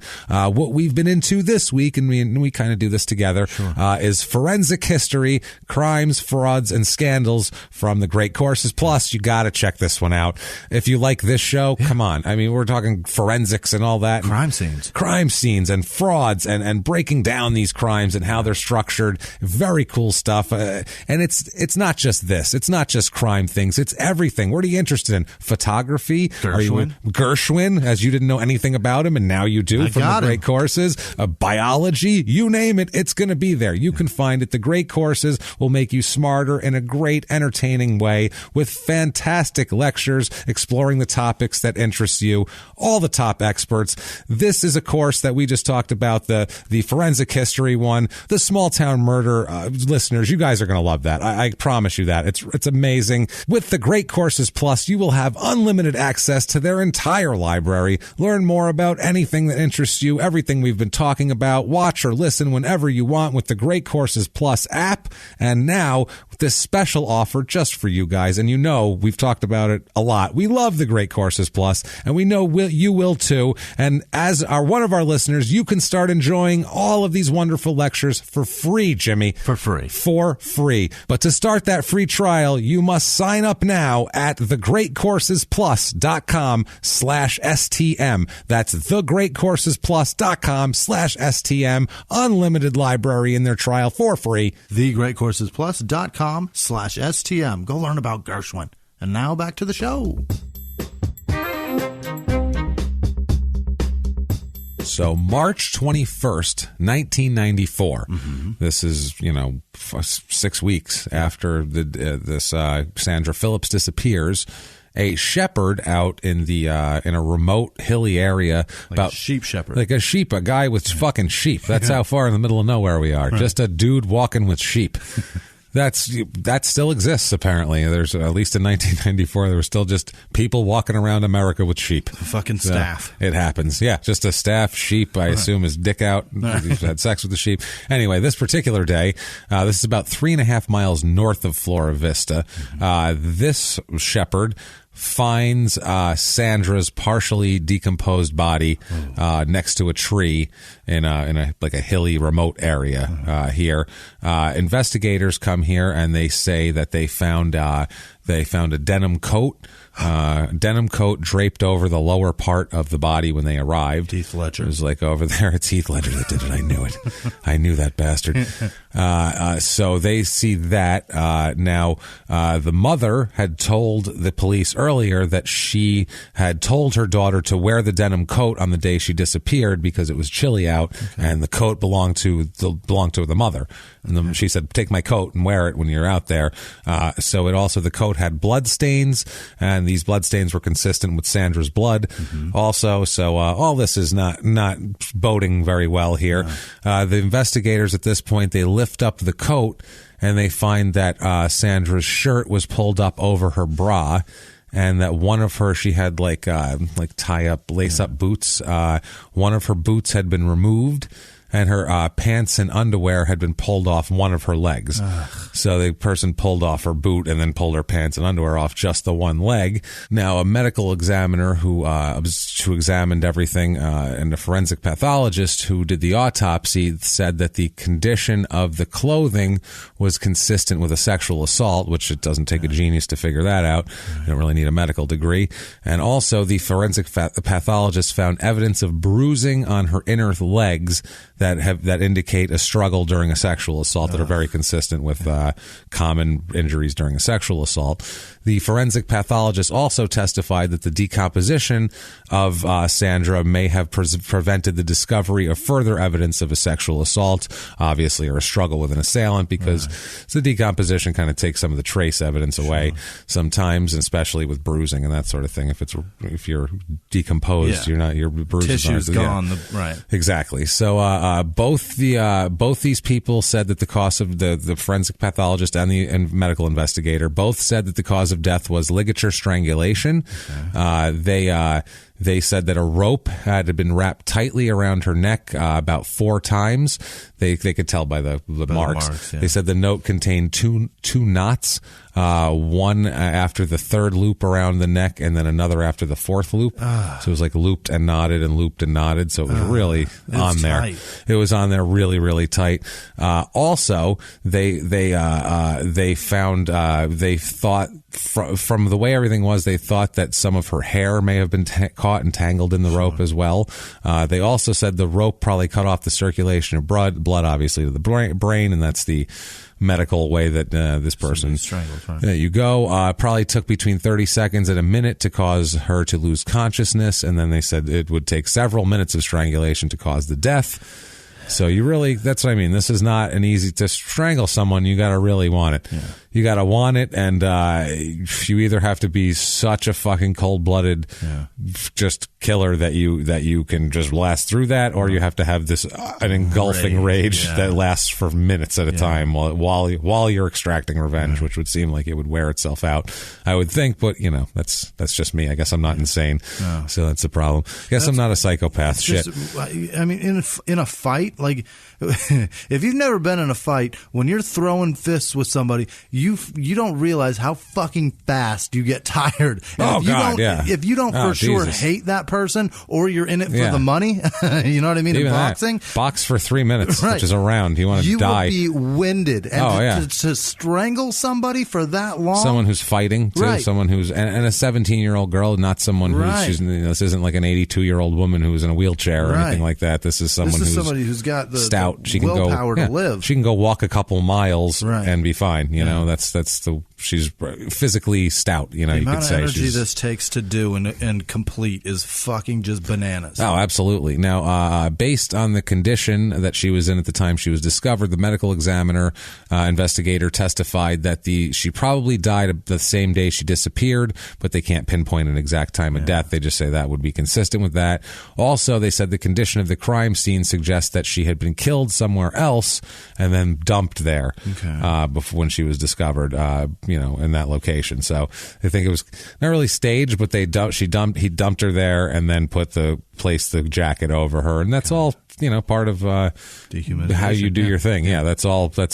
John Douglas, the profiler guy of the Mindhunter book, always says, if you want to know about the artist, look at the painting. And that's kind of what it is. It's like, don't worry about when the good profilers, they don't want to know anything about who you think did it. Right. They just want to know, show me strokes. Show me crime scene photos. Yeah. Show me what he did. I don't want to know about your this or that or anybody else. Just show me that, and we'll work backwards from there. And that's kind of, you can see like that. So they think that she was dumped there.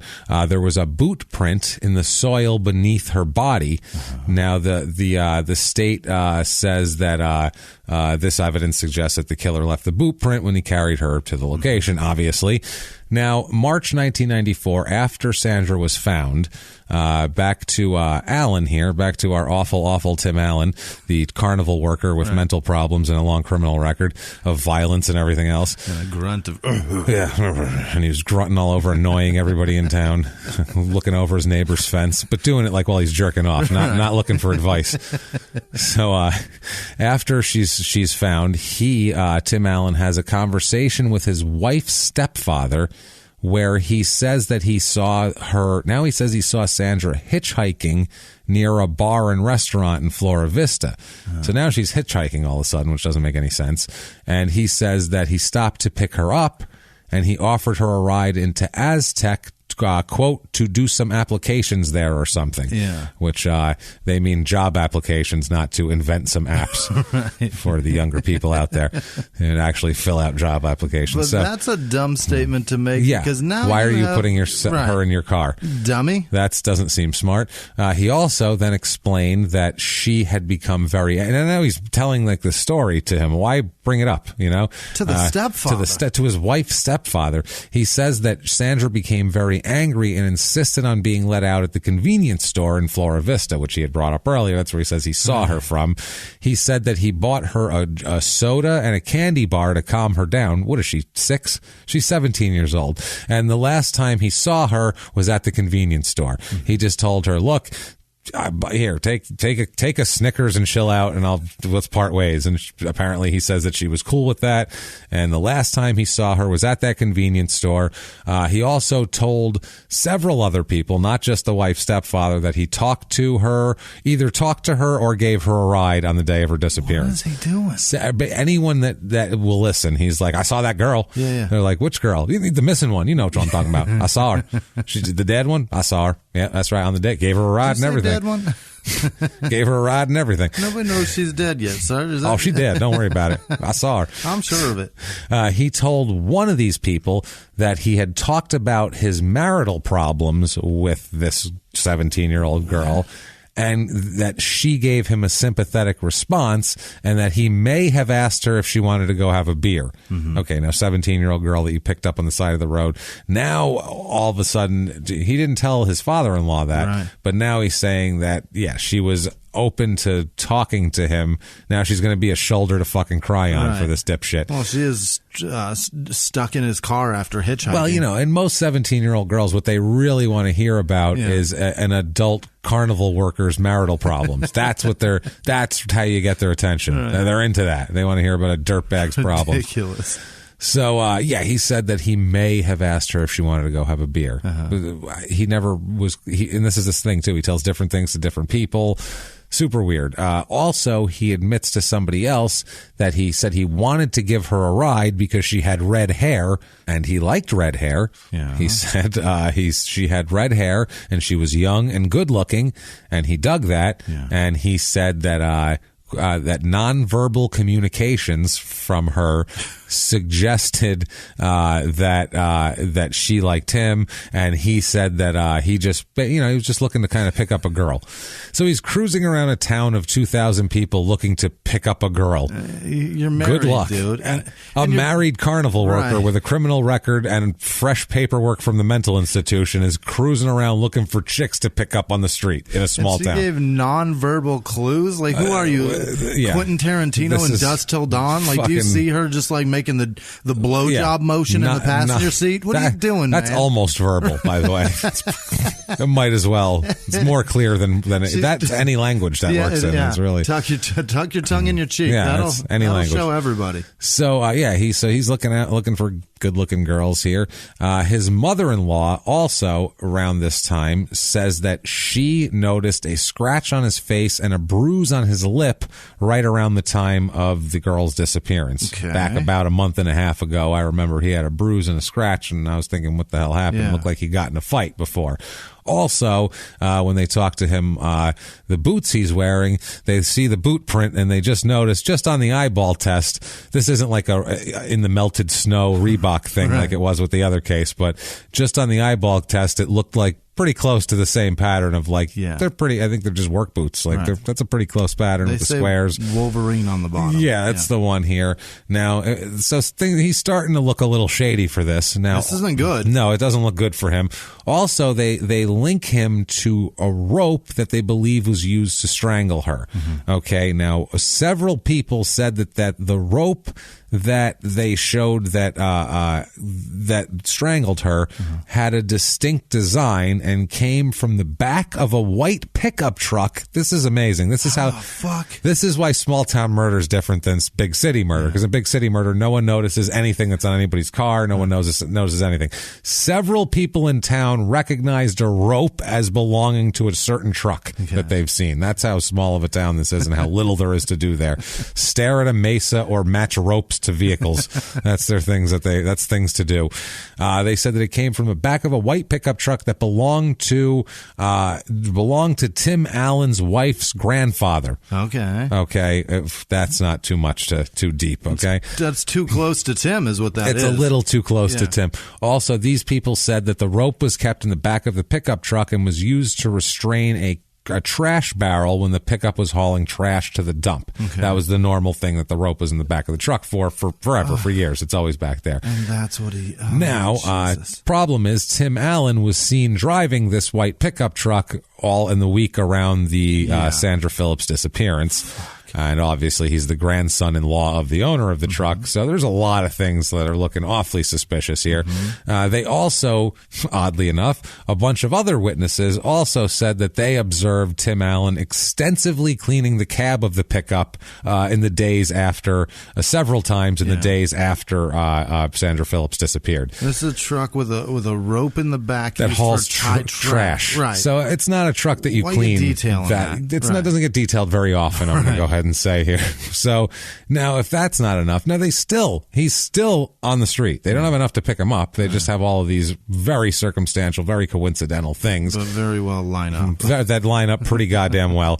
Now and a man probably full of rage that the Tim Allen is on TV at this date. Oh yeah, killing it.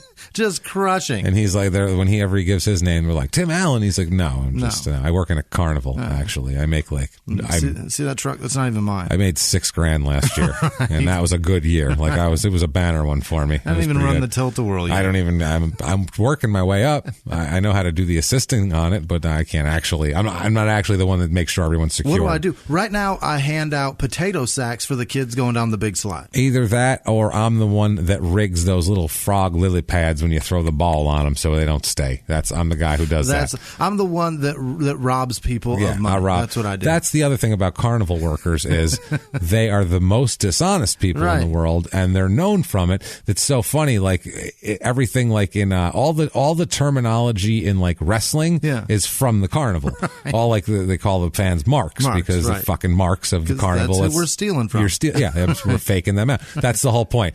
These people are just swindling fucks. Swindling fucks. Oh, and they also get teenagers to rob concession stands. So things happen like that. So one night, and they all fuck each other. Oh, they all fuck each other. The silly. worst part. It's like they're making more. Yeah. Oh God, it's like a low IQ Olympic village. It's like a shit genetics Olympic village because they're all in there together. They're all doing like this little road show, but the genetics in there are awful. The day after, they all ran out of condoms. It turns into that. So during the summer of 1994, so this is, a few months later, 5-6 months later, he's still out there. He is with his wife, and they're working at a carnival in another state, of course, because that's what they do. So he says to his wife, now keep in mind, he doesn't have to say anything more to anybody about anything. He said enough. Yeah, why are you still talking? He says now to his wife, unprompted, by the way. This is months later. She's not like she's grilling him about this shit. As they're unbuckling kids off the big swings. He's like, let me tell you something. Here's your teddy bear, sweetheart. Here's your pink bunny, darling. There you are. He says, quote, that he was with this girl and he had sex with her, and that after they had sex, that she said she was going to the cops, and so that he had to kill her. Then he said, so he told his wife that he had sex with a young girl, who then said she was going to go to the cops, and so he had to kill her. Right. That's what he said. Now, his wife tells. Why would you tell your wife that? 3 more and you get the big giraffe. Yeah, she was dead. I strangled her good. You know that rope your dad got in her truck? You know that right there? That's 3 for $1. There you go. Step on up, step right up. What are you about? I'd say 155. Okay, so he's a weight guesser, in case you didn't get that. So let me tell you about the eyes popping out of the head while I was strangling. Okay, it took me about 7 minutes to strangle her, and the horse number 7's the winner. Oh, yay, wee-hee. Just hold the trigger down till the clown's head fills up. Whichever pops first gets this, whatever the fucking piece of shit animal thing is. There you go. Stuff. It's got lice on it, so it don't even matter. Hey, whoever wins gets this vehicle to get bed bugs into your house. Right. I rubbed it on my ass like 3 times already today. It's poop and lice and crabs all over. Sweet fuck. So he tells her that. So she goes and tells her mother about that. Which, I don't know, who else would you tell at that point? My husband said he had sex with a teenage girl and then killed her. Right. That's something you'd want to tell your mom, probably. You'd love to tell the police, but what eventually, what city? The mother did tell the police. Okay. Because this was a big deal that this 17-year-old girl is missing in a town of 2,000 people that just went to the middle of town and disappeared. Like, that was applications. To fill out applications, and there's posters everywhere. This was a big fucking deal. So now police investigators asked him about this statement. They talked to him. This is how much time goes by. February, she disappears. Summer, he talks to his wife and tells her that he killed her. December 27th, they talk to him again. Wow. So this is almost a year that's gone by now. They ask him about the statement again, and he said that he lied to his wife. Because we all lie to our wife by telling them that we cheated on them. Right. That's the lie you want to tell. Right. I've cheated on you and killed a girl. Right. That's a good lie. That's going to get me some points. What's the strategy there to not lie? I was just trying to turn her on because we're so close to the Four Corners. I wanted to munch her box up there. You know how them Four Corners excite me. You know I hate them Mormons, and I'm like, I'm going to munch that box all up in your state. I thought she would be turned on by it. That seems to get her real wet. Jesus Christ. With the H, exactly. Wet. Terrible. Fucking terrible. So this happened then. He tells them, look, I was lying to my wife. Now he also tells another person around this time that he was just kidding when he made that statement. For sure. That's how we all kid. Yeah. You know that teenage girl that was missing? I raped and killed her. That's a funny joke that we all tell our spouses. Hysterical. That gets you, it gets you something, some kind of points. I don't know what it is, but something. So they arrest him on December 29th. I don't know why it took them 2 days after that to arrest him, but it did. They did. And now he's detained in the San Juan County Detention Center. This fucking guy, I don't understand this guy. He just can't stop telling people things that he shouldn't fucking tell people. Who is he telling now? Well, he gets into jail, and immediately, like in the second he comes in contact with other inmates, he just begins telling them shit. He's like, I killed that girl immediately. Just that's it. On 2 separate occasions, he told the one inmate, I killed that girl. Quote, I killed that girl. Wow. And so many people he told, he forgot he told that guy. The guy was like, you already told me. Like, that's what it literally was. He's like, you know that girl? I killed her. He's like, yeah, I know. You fucking said that already. What do you Quit bragging. I killed that girl. Yeah. I know. I know, asshole. I didn't ask you. You asked me what I'm in for. Why are you answering your own question? Fucking dummy. So now, on another occasion, while he's in jail, he tells another inmate that he had confessed to his lawyer, and said that, quote, I wish I wouldn't have taken that damn rope with me. Later, he told another inmate, quote, I'm going to tell you the truth. I'm going to tell you what happened to the Sandra Phillips girl. And he says that he described her, this is what he described to this inmate, so we can kind of figure it out. This is according to him. Now, he said that he picked her up outside a bar in Flora Vista and took her up in the hills, okay, which makes sense to where this was. Now, took her up in the hills. Now, he says that she was making moves on him. Yeah. Because that's probably likely. Yeah. That's what happens. When you pick when a carnival worker with mental problems picks a teenage girl up in a garbage hauling truck, right, they usually can't stop grabbing your cock. That's what happens.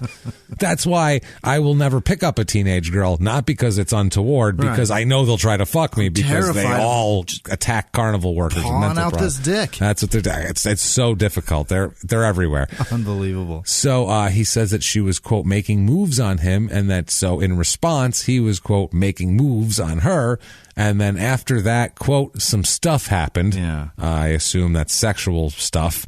Some stuff happened. He said that he tied a rope around her neck. Because she likes it. He said that he tied her up because she was, quote, cute, and he wanted to make love to her. Oh, boy. So he tied a rope around her neck. That's a good way to do it. Unless someone is begging you to do that, I implore you, do not do that. No ropes. No God ropes. No, please. Use a little hand. Put a I don't know. handle. I don't know. I don't want to tell people what to do what turns them on. People that are weird, but be fucking careful out there if that's in reality. But this is not a consensual.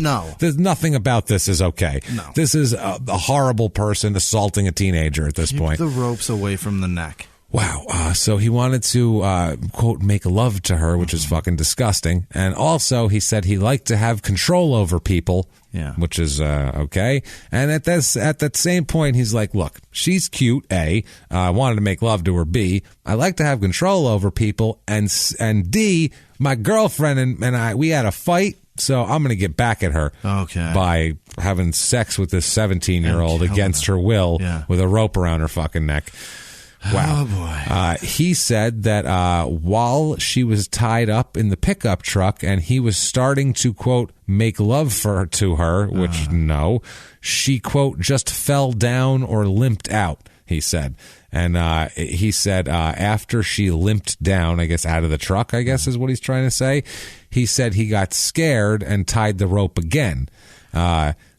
So he had it 3 times with a knot, and then threw it around it again to do it again, just because he got scared because I don't know, she was trying to get away because she's losing consciousness. And limped out to me sounds like he was inside her and she just fucking lost consciousness in the back of the truck. Probably from lack of oxygen or so blood. So he roped it again and so kept going? he roped it again and kept going. Oh my God! He took that as everything was going great, and then she's just something weird. He was strangling a girl against her will while he raped her. He didn't say that part. That's what I mean. He doesn't seem to understand that that's what was going on. Or maybe he does and he's not saying it, but whatever the fucking case is, he's not a good guy here. No. He says so. She just limped down. He says he got scared, tied the rope again, and then at that point he noticed that she was dead. So he's like, oh, shit, killed her. He pulled mice and men here, so he squeezed a little too hard. Started getting cold. It was weird. And he said he was going to take her somewhere else to get rid of her, but the road was too muddy. So he picked her up and just carried her off to the side of the road and threw her in a ditch. Wow. That's what he did. And he said he threw the jacket on top and just fucking took off. And a parent has to fucking hear that story. A parent has to hear that story from an inmate that this guy was telling all about this shit, which is absolutely fucking nuts, man. Oh, Jesus. So they need proof here. Several months after this whole thing, the pickup truck that in question was sold to somebody else. It was sold. And this person said that he found strands of red hair under a seatbelt strap on the day he purchased it, which is crazy because they had searched the truck and didn't find them. The crime scene people searched. That's what I mean. This is inept as shit. Right. So he threw the hairs away after looking at them because he didn't know what they were. He didn't know they were evidence of a crime. He bought a fucking pickup truck and there's some hair down there, so he took it off and threw it out. That's gross, like anybody. You're like, ew, gross hair. Yeah. And you throw it out. Somebody's hair. You don't know that it was... which makes it even grosser. Yeah. So he didn't know there were any evidence. So, and also, they went back again in January 95. Investigators went back and looked at the truck again. And that's when he said, actually, when I bought the truck, I found a bunch of red hairs wrapped around the seatbelt thing, but I just threw them out because what the fuck do I know? Right. Nobody told me anything about that. So they said, okay, they searched it again. They didn't find anything. They returned the pickup truck to him. And then after they do that, the owner finds more strands of red hair. They missed it twice. Two different parts. This whole fucking team, the only thing they're looking for is fucking red hairs. And they couldn't find it. And they couldn't find twice. And this other guy is like, I found red hairs again. Whole team. One guy. Okay. Wow. So he said he found more strands of red hair when he removed a broken handle that was like a window roller there. There was red hair or in the rolling part, like where the window back in the day used to manually roll up a window, and it was like a crank thing. In case you didn't know. So he found him in that. He found him in the crank of that. Jesus. They didn't search there when he took it off to fix it because it had been broken. Apparently, at that point, it had been broken because it was wrapped up with too much fucking hair. It was wrapped. Well, the funny thing is, too, not funny, but people said that the window handle was not broken when Tim first borrowed the truck back in January of 94. The window rolled up just fine. Then after that, the window roller was broken. Got it. And he was just like, yeah, it broke. And it's like, it's an old truck, it broke, whatever. But it would really break if you were, struggling and trying to overcome a 17-year-old girl kicking and screaming against her will. This shit happens. So the trial of this starts, obviously. He is charged with first-degree murder, first-degree kidnapping, and attempted criminal sexual penetration. Okay. All of those terrible charges. Not good ones. None of those are good charges whatsoever. Attempted is a bit loose, but they just don't have proof. They don't have, exactly. They don't have proof, but they knew that he tried. Yeah. So, this is a capital case. They're going for the death penalty, which in New Mexico is not very common. They're not a real big executing state in New Mexico. They choose, juries opt for life in prison a lot there. Okay. Under hard circumstances and everything else. It's just not what they're about. So his lawyer, Tim's lawyer that he gets, has never tried a capital case before. Perfect. Which that's just what you want when you're dealing with that. Yeah. And he conducts no mental health investigation whatsoever of this man. I mean, on the positive side, he's never lost one either. That's true. He is fucking batting 1,000, or at least zero. He's at least even. He's at least 0 for 0. So he had no mental. I would think in a case like this, right away, first thing you would do if you're a defense lawyer is see if he's fucking crazy, because that would be your easiest out. Yeah. Like, it's gonna be hard to deny it. You ever seen a psychiatrist? You crazy? You fucking hear things or anything like that? You hear voices? Right. Now the prosecutor gets testimony from inmates left and right, saying that he killed her, saying all this shit. Another one of the people that testifies here, an inmate, said that Tim told him that he broke into a house, set it to 74, and shit all over the place, and then fucking left. Son of a bitch. And the guy laughed and laughed. He couldn't even get it out in court. The judge was laughing. It was a disaster. The jury was laughing. They had to take a 5-minute recess. He told me about this enema cave. Let me tell you this story. Let me tell you. He's a 74. No shit. Can you believe it? Amazing, isn't it? Yeah, you got to be cold to stick it in there. I don't know what it is. He tells this inmate testifies that Tim had told this inmate that he was going to, quote, beat this case, which that's not that bad. He also gets testimony, the prosecutor gets testimony from another inmate who said that Tim said that he confessed to his lawyer, and from the first time, from the first time he talked to his lawyer, that he'd killed the girl, but that his lawyer had told him that all they had was circumstantial evidence, and that if he just keeps his mouth shut, that the guy would get him off. What are you doing? So he's telling me that. I told him I killed him, but he just said, keep your mouth shut. They don't have shit on you, so you're going to be good. Why are you talking? Stop talking. What are you doing? To just inmates in the county jail who... That's like OJ sitting in there saying, I was told that if you pay a dream team, you get off. You get off. They told me that. Oh, okay. Yeah, they said it's not. They ain't got nothing. There's a racist cop. We got tapes of him saying the N-word. Don't even worry about it. So this line of questioning, apparently the defendant did not, Tim's team didn't object in a soon enough time to this questioning, so they let it go on, because I guess technically he could have got this part thrown out. This part never introduced in the first place. Got it. Later on, he'll say that was a problem too. Another thing that he's going to say that the trial court messed up on here is by allowing testimony about the, quote, inmate code, which they talk about how inmates, if they testify against other people, obviously that's putting themselves in their safety in jeopardy. Right. Clearly. Mm-hmm. And the prosecutor says that the prosecutor told them that these inmate witnesses that were testifying were being very brave because they could, quote, get a shank in them. Okay. So, which is, I think, fair to say. Probably that's not going over the top, but that's a big deal later on where he's going to say the prosecutor went outside the scope of what they are allowed to. But the prosecutor's line of questioning only happened because the defense counsel repeatedly attacked the credibility of the inmate witnesses. So they had to come back and say, well, actually, they are getting, whatever consideration, but they're also risking their safety, blah, blah, blah, blah, blah. So that was the way they were trying to go about that. Yeah. During the opening statement, the defense counsel said, quote, the only people who are going to be pointing to Timothy and saying that he did it are jailhouse snitches. So defense counsel also raised the issue of their credibility during cross-examination. He questioned each of the witnesses about possible incentives that they have. So that would mean the prosecutor would have to say the other incentives that they have that aren't about time and getting off of trouble that they're in. Sure. During the closing argument, the defense counsel urged the jury not to base its verdict, quote, on the word of child rapers, liars, thieves, and people hoping to get lesser sentences when they face judgment themselves. He led with child rapers. Yeah, he did. That was first. Yeah. I would have closed with child rapers. I would have, for sure. I would have said liars and thieves. Liars, thieves, people hoping to get lesser sentences. These people are child rapists. That's how I would. Now I think that's the most weight. That's how a comedian would put it right there. That's damning. Boom. That's you want the punchline at the end to go, oh man, you sink it home there. Leave them fucking wondering. That's how you roll. Child rapists. By the time you get to thieves and people getting time off their sentence, you forget that they were child rapists. Yeah. And he said child rapers. Right. He didn't say child rapists. Rapist almost sounds like you're saying he's got some sort of fucked up art to it or some weird shit, but just child raper just sounds like he goes from house to house raping everybody he can find. Just really forcing it. It's awful.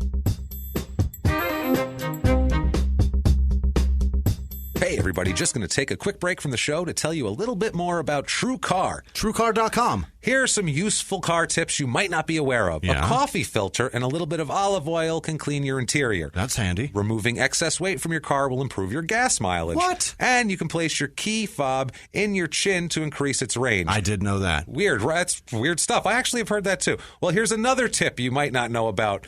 TrueCar also helps people get good used cars. That's true. They really do. I'm telling you that right now from personal experience because we bought a used car through TrueCar. Right. And it was a great experience. Found the car we wanted. Got it at a great price. It was at the dealership when I went there, ready to go. There it is. It was the best, easiest way I've ever bought a car in my life. TrueCar isn't just for buying new cars. With their certified dealer network and nationwide inventory of nearly 1 million used cars, you'll enjoy real pricing on actual inventory and a simpler buying experience, whether you buy new or used. And with TrueCar, users can see what others paid, so they know if they're getting a good deal before buying. They're also more likely to enjoy a faster buying experience by connecting with TrueCar certified dealers. When you're ready to buy a new or used car, check out TrueCar and enjoy a more confident car buying experience. Some features are not available in all states. Yeah, that's true. At TrueCar.com.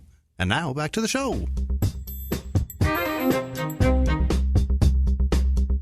The evidence here, they said that he's upset. The defense is upset because the prosecution, they just bring up tons of people saying he's a shithead. Yeah. They bring up, this is great, somebody's grandfather, a friend of his grandfather that he'd been arrested for that he'd stolen money from. Mm-hmm. They basically said, did he steal money from your grandfather? Yes, he did. Sure okay, did. He's a scumbag, stole money from my grandpa. Also that he'd been arrested for DUI and all that kind of shit. They talked about how he was a carny, and they also talked about how carnies are liars. Typically fucking swindlers. Yeah. They also said that he had told people prior to his arrest and then after his arrest that he had been prepared to, quote, shoot it out with the police. Wow. So they put that on the stand, too. You know, that's another point that I just thought of. There's never a manager of a carnival. No, never. No one wants to take responsibility for that. When the Tilt-A-Whirl goes fucking rolling down Main Street and they go, who's in charge here? You think anyone wants to raise their fucking hand? Hell no. There's no manager on shift. No manager. Nah, he took off. I don't know. He's in Albuquerque. So he said also his wife testified that his carnival work, that Tim's carnival work involved talking to customers and, quote, tricking their minds. Oh, boy. So lying to people and bullshitting people, which makes sense. Tricking their minds. His phrasing is such shit. That's her phrasing. Oh, hers. That's her phrase. It runs in the family. Yeah. It's his wife. That's why they're together. Sexually transmitted. Yeah, sexually transmitted stupidity. So, an STS. So, watch out for that, everybody out there. They're everywhere, STSs. Jesus Oh, man. Christ. So, he said that he told police that he said that the carnival work was at issue. This is funny because he's saying that they shouldn't have brought that up, but then he was the one who brought up that the carnival work was an issue because he told police that he avoided Sandra, the victim, when he saw her on the day of her disappearance because she looked him directly in the eye. Mm-hmm. He said that he explained he would always avoid people who looked him directly in the eye based on his carnival experience because everyone knows you never look a carny in the eye. I don't know what the fuck that means. No one knows shit. What is that? If they look me in the eye, I'm forced to tell the truth. So please don't play this game. I just sprayed Pam all over it.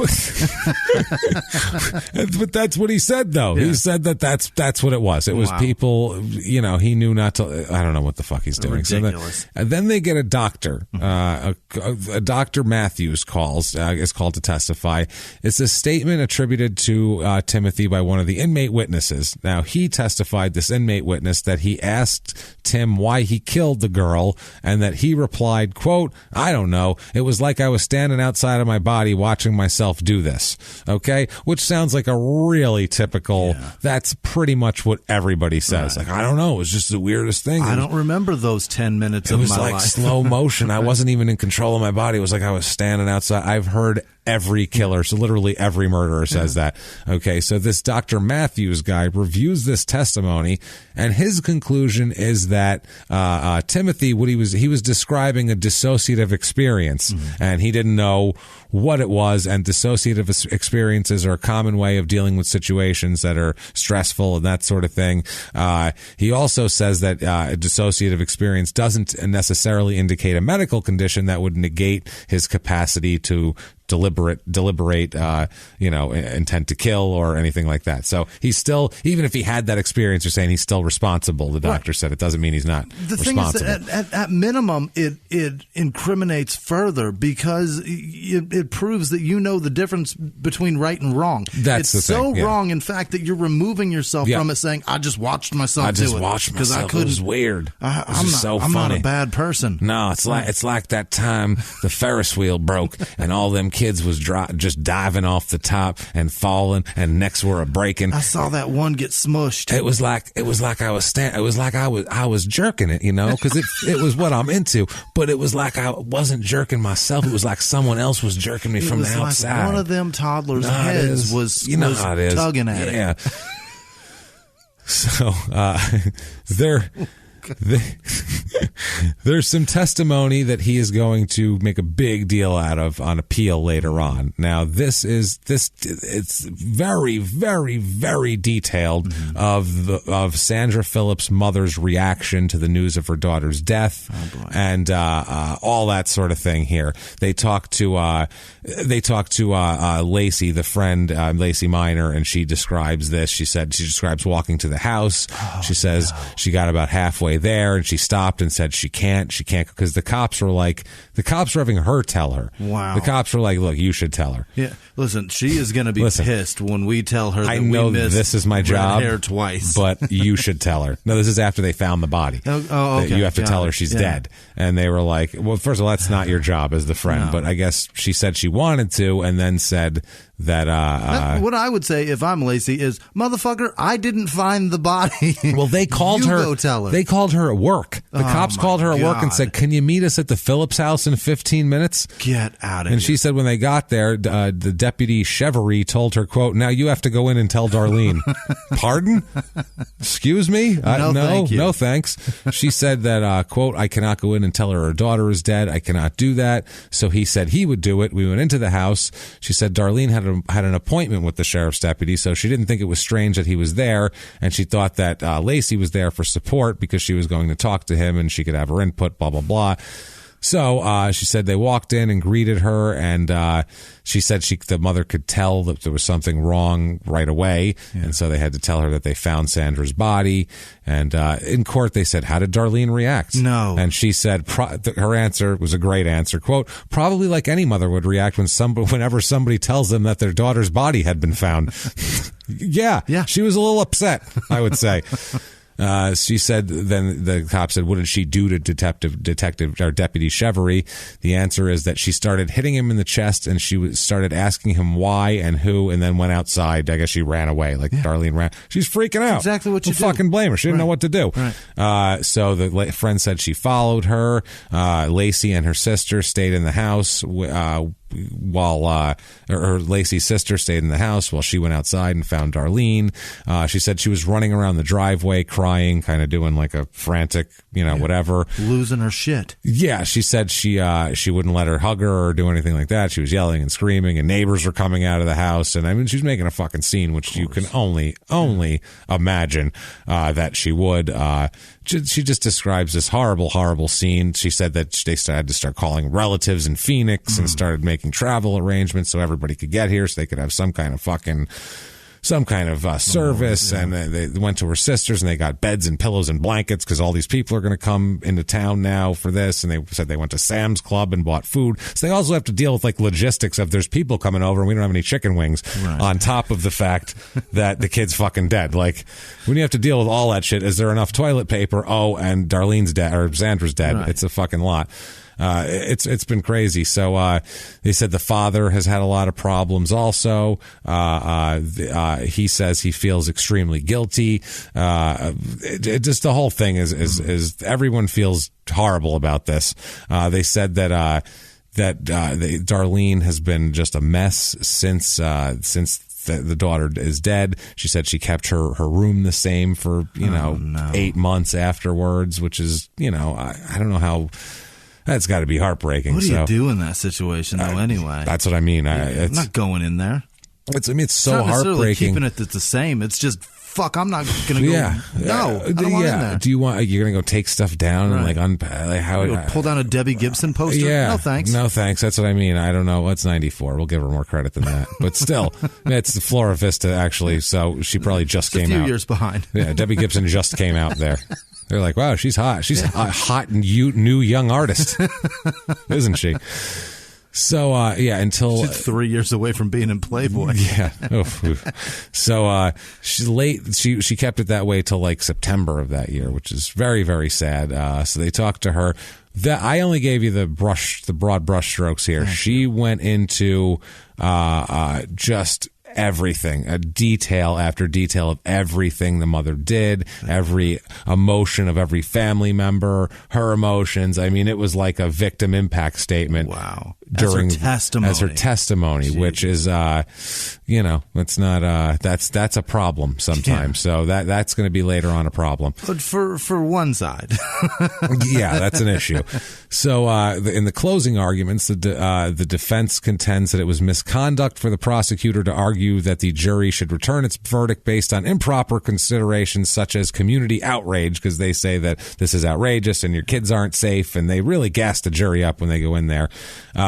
They said that, quote, this is the stuff that we as parents fear for our children, and they need a need for a stern message from you that this conduct won't be tolerated. Whoa. It's the typical prosecutor thing of send a message. Is that what they do? Oh, fuck yeah. They tell you send a message to that guy. He represents the evils of society, and if you bury his dick in the dirt, it's a message to all of the people out there. That's what they tell him. Wow. So the verdict comes back guilty. Not shocking here that it's guilty. He's told everyone on earth that he killed this girl. Fucking physical evidence and hairs and ropes and things, and his enemas fucking out the yin yang. So he is guilty. Now, sentencing, the only evidence of mitigating circumstances, because now this is when the defense has to present, don't kill me because A, B, and C. The only defense they present during this, they call no witnesses. They don't do anything. It consists of a brief allocution and a stipulation regarding his age. He was 34 years old. So he's only 34. Don't kill him. That was the only thing they had, which is not like, that's a better argument if he's 18. Right. He's only 18. He's only 34. They're like, whatever, that's fine. 34 is fine to kill. Who cares? Wasn't Ted Bundy 36? That's what I mean. Who gives a shit? Dahmer was, who cares? Right. We don't care. So, not the death penalty. Dahmer didn't get the death penalty, but still. So anyway, he's 34 years old. They present basically no... Kind of did. Sort of, yeah, basically. So they present basically no defense of in the penalty phase here of the death penalty. The mother, though, his mother testifies for the prosecution. His own mother, Wanda Lindbergh, who's his mother, the same one that said that he punched his pregnant sister and all that shit. That's where she says this in court. He punched his pregnant sister, pushed her down the stairs, all of that shit. On the mitigating evidence side? This is for the prosecution. She's doing. Yeah, this is his mitigating evidence. Thanks, Mom. He said that she testifies that Alan or Tim told her that he had seen Sandra and gave her a ride the day she died. Mm-hmm. So she says that. Also, she said that he is incorrigible and, quote, that the death penalty would keep him from hurting anyone else. Wow. His own fucking mother said that. How shitty of a person do you have to be for your mother to just be like, I just kill him. I don't even know. He's going to kill others. He's going to kill again. We got to happen. Give up on him. Right. Give up on kill my son. Kill the boy. Kill my boy. Come on, kill my boy. String him up. Come on, everybody. Get behind this. It's fucking nuts. Crazy. So, and the one of the prosecutor closings, because there's a couple rebuttals and all that, he says, quote, the prosecutor says, quote, don't take rides from strangers. Don't accept candy from strangers. The story of Sandra Phillips is the stuff we can tell our children or our grandchildren because it's the agony and the horror of every parent. Mm-hmm. Then he goes on to talk about, in his closing, just about the anguish of the mother. They played a video in court of just a video of her hanging out with her friends, and I think they were on an elk hunting trip or some shit and all this, and she's a happy teenage kid, and so they're like, this is the life that he snuffed out, the joyous life of this. So it's that's some damning shit right there. So they talked all about this shit. They talked in detail, basically everything that Lacey Minor said that Darlene went through, all the anguish, that whole thing. He just reiterated all of it in the closing again. Fucking jurors are crying and shit because it's make it sting. And then said, you can stop it by putting people like him. And all of this can be solved by just crushing him. So, he makes all these remarks. He says nothing will bring Sandra back, but there is still justice. A verdict of guilty and a death penalty is what he wants. Now, the defense closing arguments here, they said theirs had a religious theme. They talked about remarks about leaving the defendant's life, quote, in God's hands. Oh, boy. Because, quote, a long time ago, a man died on a cross, and his final words about his killers were words of forgiveness. Mm-hmm. That is not a good closing argument of defense. But I guess that's not guilty or innocent. He's saying, don't kill my client. Right. Don't give. So that's actually you might want to go with the Jesus forgiveness shit here at that point. I'd really like to not hear a bad angle. Some words of forgiveness from this guy. Yeah. He's giving nothing. No, he's giving nothing. Jack shit. He's denying, but he's set up. Yeah, he's a fucking idiot. So he says this, and after he says this, there's a bench conference and everything, and they give the jurors this instruction: quote, any suggestion that you as a jury have some obligation to express a particular opinion on a case through your verdict or to carry any kind of message through your verdict is totally inappropriate, which is good. This case may be decided upon the facts that you have before you in this court and not any play upon your desire to please a public or to carry out a particular aim of society. Deal with this case on its facts in the manner of which I've instructed you, putting aside your bias and prejudices and deciding the case solely upon what you've heard. And they went to deliberate. Mm-hmm. Didn't take long before they came back with a verdict on life without parole or the death penalty, and they said, you, sir, may fuck off, and they sentenced him to death by lethal injection. Holy shit. Now, this is weird. New Mexico, not a big death penalty state. Since 1979, juries have only returned 12 death sentences. Since 79?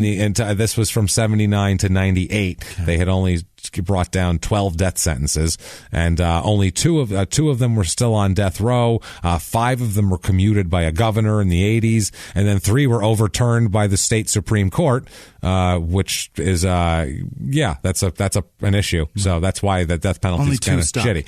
Yeah, only 2 stuck, but 3 were overturned for reasons that's not a good ratio. No. Not good enough to do that. 3 out of 12. That's a third or fourth. Yeah, that's crazy. That's fucking crazy. 25% of your shit's getting overturned. That's not good. That means you might have fucked up. Right. And out of the ones that got overturned, maybe one of them didn't actually do it, which is still enough. That's too many. 1 out of 12 is too many. Way too many. If you're killing every 12 people, one of them that didn't do it, not a good enough ratio. You didn't do well enough.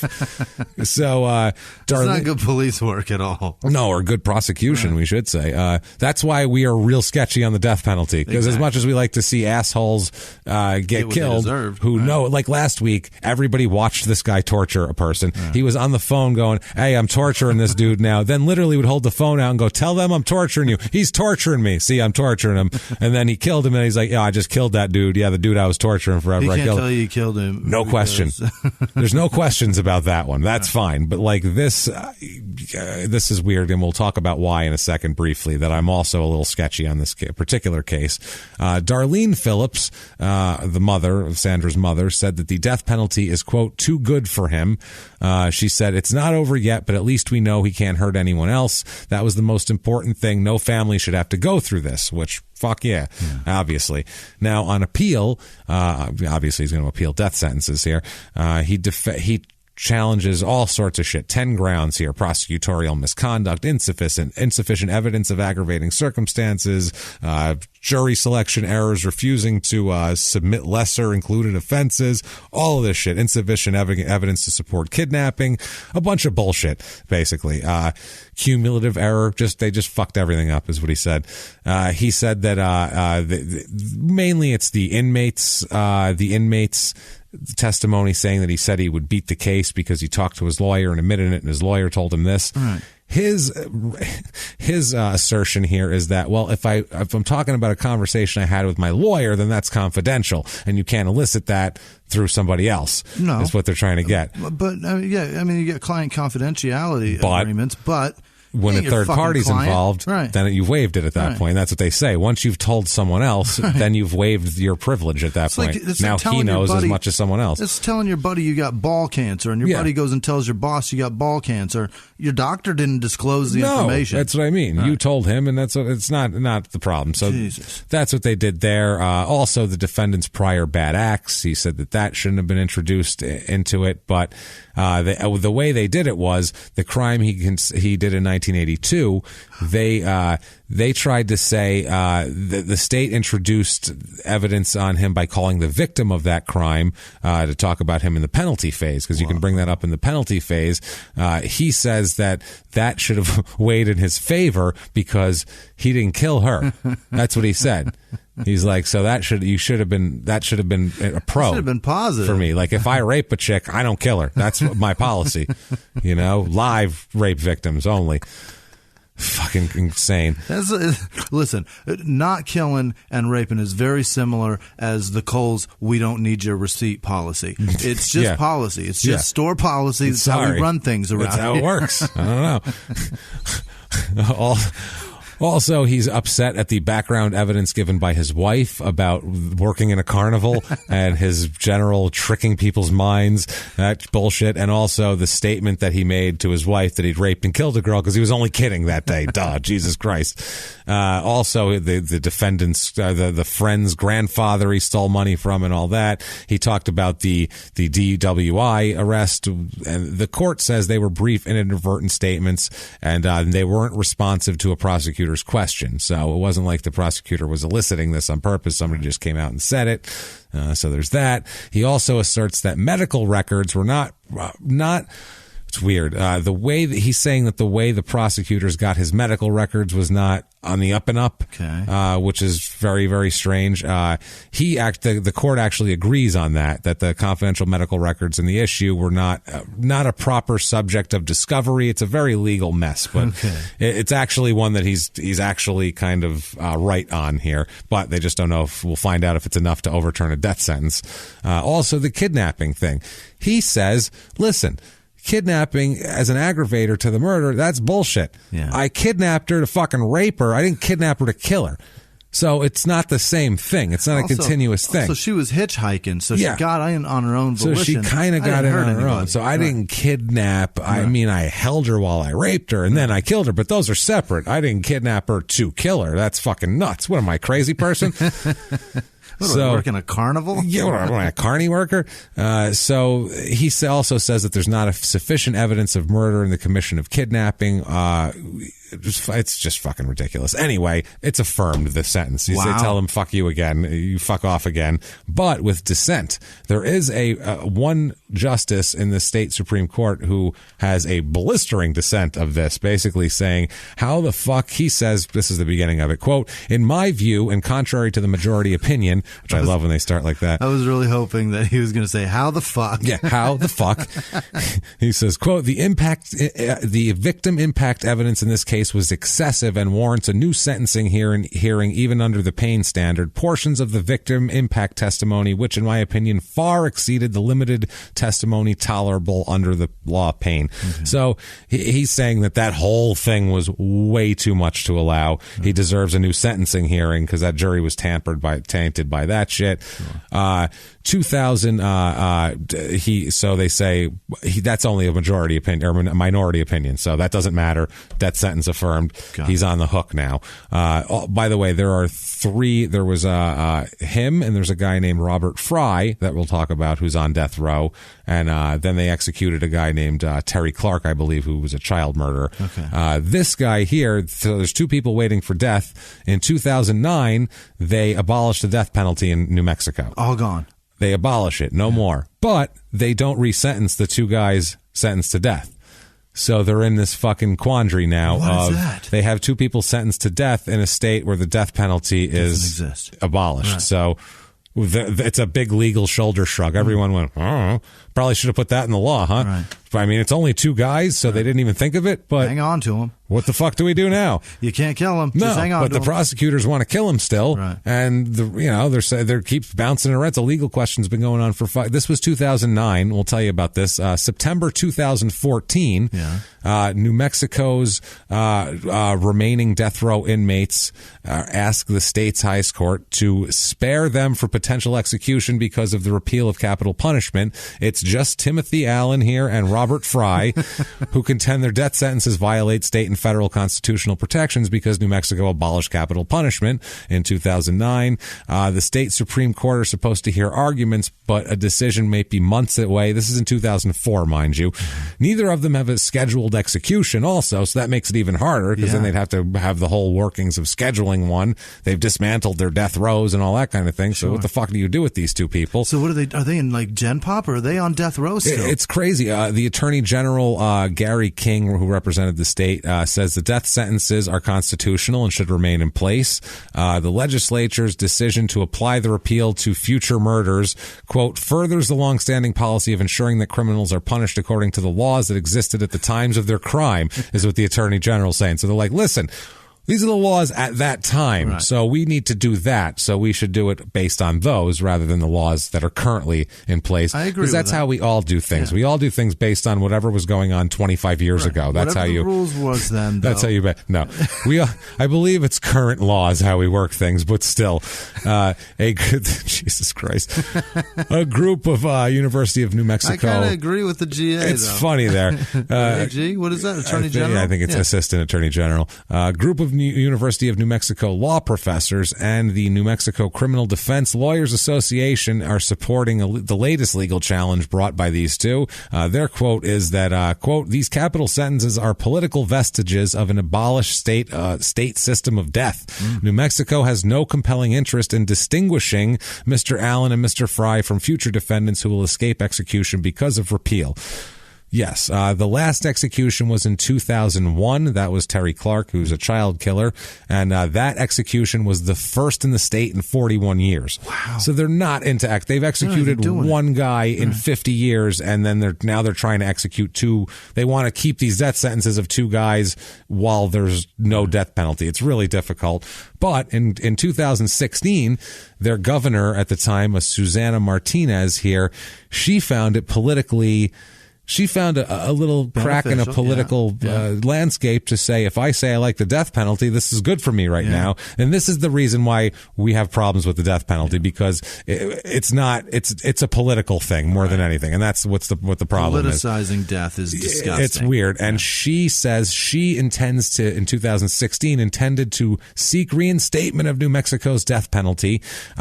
This was the day after the shooting death of a police officer. Oh, you bitch. So everyone was pissed off. She came out the next day and said, this is horrible. This is why I'm going to seek to reinstate the death penalty, and used a fucking poor cop's death as bullshit for her. And maybe he likes the death penalty. Maybe his family does. Whatever. It doesn't fucking matter. The governor shouldn't use that to try to score some cheap political points. That's gross. And that's what he did. The day after. That's what she did. The day after. The day after, right? Body's still warm. What a bitch. Doesn't care. Yeah, she was coming right out and doing it. And two, she tried to insert it into a state legislative session, but she tried to do it haphazardly and quickly, so it wasn't put together correctly. Right. Even she didn't have. To have a law, you have to have a structure of how it works. You can't just say we should kill people and they write people gonna die now, and then they pass that as a law. There's a whole procedure and a setup and an appeal system and housing and where you're gonna kill them, who's gonna do it, who do you hire out, where do you get the drug? There's a whole fucking thing you have to plan when you're killing human beings. In a big plan, even the mob takes a minute to make a plan about it. They don't just write "kill Johnny" and then hand it to a guy. Even the Nazis they talk about oven. it. That's what I'm saying. Fuck, man. So in 2018, this year, April of 2018, they still hadn't decided from 2014. They listened to 2 more hours of oral arguments. Wow. With a ruling still likely to be maybe a year away. So this is still not ruled on. The Attorney General's office urged the court to stick closely to the 1980s era guidelines for reviewing proportionality of death sentences. They're let's stick to that thing from 30, 40 years ago. I think that's where we want to be. Remember when Billy Joel was on the radio? You remember, don't you, when Phil Collins was popular? Remember that? Remember when Phil Collins had hair Sure. Let's talk about Remember when women wanted to fuck Phil Collins? Remember how weird that was? Yeah, that time. You know what I'm talking about. So the Attorney General here, Assistant AG Victoria Wilson, said that when Phil Collins' road gash bucket was full, overflowing, full. He had to give it away. He had to give some to Genesis. Throw it out like to seals. Just here you go, Peter Gabriel. I don't know anybody else in Genesis' name, so I'm going to go stick with nobody Peter else Gabriel. does either. I don't think any of it matters, really. So this Assistant AG Victoria Wilson said that the limits consideration that limits consideration to only to other murder cases within the state that have virtually the same aggravating circumstances. She said the deliberations should primarily focus on whether the death sentences were applied with good reason and not arbitrarily. Also, they're also deciding whether a law that is in place now supersedes a law that used to be in place. Right. That's the other thing they're deciding, which is kind of the main thing. Yeah, most of the time when you're grandfathered into a law, it's for something good. Right. You know what I mean? Like, hey, no more putting that color flower in the homeowners association, but you had them before, so you're grandfathered in. You can keep your pink flowers. Not fucking you grandfathered in with the death penalty. That's kind of rough. So all this is still going on. So hopefully, maybe, possibly at some point in the future here, we will have an update on whether or not this fucking guy is commuted. Not only him, but his friend, Robert Fry. Not his friend, but the other guy. There's two defendants, and Robert Fry is the other one. And I swear to Christ right now, podcasters in the sound of my voice, if any of you fucking touch that guy, I'll hunt you down and break your fucking legs. He's mine. Understand? He's fucking mine. I found him, and I'm going to fucking do an episode on him. And you guys can eat fucking dicks and find your own shit. So, this Robert Fry, he's a fucking menace, this guy. Yeah. And on his psychological report, because he has a big psychological report from a university, that's how much of a nut he is. In his psychological report, it credits, Jesus Christ. It is listed that he murdered Sandra Phillips in Flora Vista in 1994, but it lists her age difference. So I'm like, there's no way there was two Sandra Phillips that were 2 years apart that were both strangled in 1994. The weirdest part is that you've got two guys in the same vicinity. In this Farmington, this guy's from. Okay. Now, this guy also... They're both on death row, and he's credited with killing her. Yeah, he killed like 4 people, Robert Fry, some of them in the same way of this, especially a woman that he killed, kidnapped from outside a convenience store. Fascinating. And ended up beating her with a sledgehammer, tried to cut her head. He did all this horrible shit to her. We'll talk about it when we do an episode on it eventually. But good Christ. Horrible shit he did, and that was only one of the murders he did. And then there was a bunch of others. He was suspected that he just would pick up native guys that were like, drunk or something, and they would fucking, brutalize them, sometimes kill them and leave them in the desert. Like, this was just a really, really bad guy. He had a couple different accomplices and all this, but they attributed this to him. And when you look at it, you're like, fuck, I know this guy probably did it, but it makes so much more sense that the other guy did it. It just does. Like, he's in the area. It's what he does. Yeah. He's a sick motherfucker. That's his thing. But this guy says he did it so much. Why would he keep telling everyone he did it if he didn't do it? Right. That's what bothers me. It bothers me that there's no like DNA here. Yeah. That's a little annoying. The truck thing with the rope and all that, that's pretty solid stuff. Yeah. That's and the hair and the thing and all the fucking thing. That's pretty solid. But if he didn't tell, I don't know, everyone he ever met that he did it, I would be really weirded out by this, just by the physical evidence, because it's like, shit, that's physical evidence, but it could be circumstantial too, blah, blah, blah. But he's his own worst nightmare. Telling everyone, I would, if it was just the other inmates, I'd say fucking jailhouse snitches are most of the time full of shit, because they are. So he's telling the wife's stepdad. He told his wife. Yeah, his wife's that's like, another point. he said he fucked her and killed her. That's what he told me. So so that's that. He told everyone he could fucking find, anyone within the sound of his voice. He went up atop a mesa and said, "Everyone, please, I killed this girl. People of Flora Valley, lend me people your of ears. the valley, lend me your ears. Vista, whatever. Flora Vista, lend me your ears." So that's what I mean. So this Robert Fry guy is super, super interesting, and these two are really intertwined, and I wish this was like a 5-hour show because I would love to do a fucking like a little bit on both mashup of. I was like, man, can we do that? And I'm like, it's going to be too long. But yeah, I was thinking about just to say, what do you think about this guy? Even though this guy did it, I want to sit them in a room together, and I want to find out who the fuck did what. Yeah. Like, because this can't be this guy's first time he did this. No way he tried to fuck. He did that to a woman in 1982 and then didn't do anything until 1994. That's a long time. It's a long time. I realize he's had other legal problems, but he's also had alcohol problems. He was stopped. He's also traveling with the carnival. That's what I mean. So much opportunity. In other states, who the fuck? That's the thing about these carny workers is they're gone the next day. So who the fuck knows what they're doing? They're like truckers, for Christ's sake. No offense, truckers. We know we have a lot of trucker listeners, but a lot of you are killing prostitutes. Let's be realistic here. This is the same thing, but There's worse. Been way too many. One would say that's probably the most serial killer profession. It probably is. Well, yeah, you're on a highway. Just get on and keep going. It facilitates. No one the notices. Shit out of it. No one. All the trucks look the same. No one notices.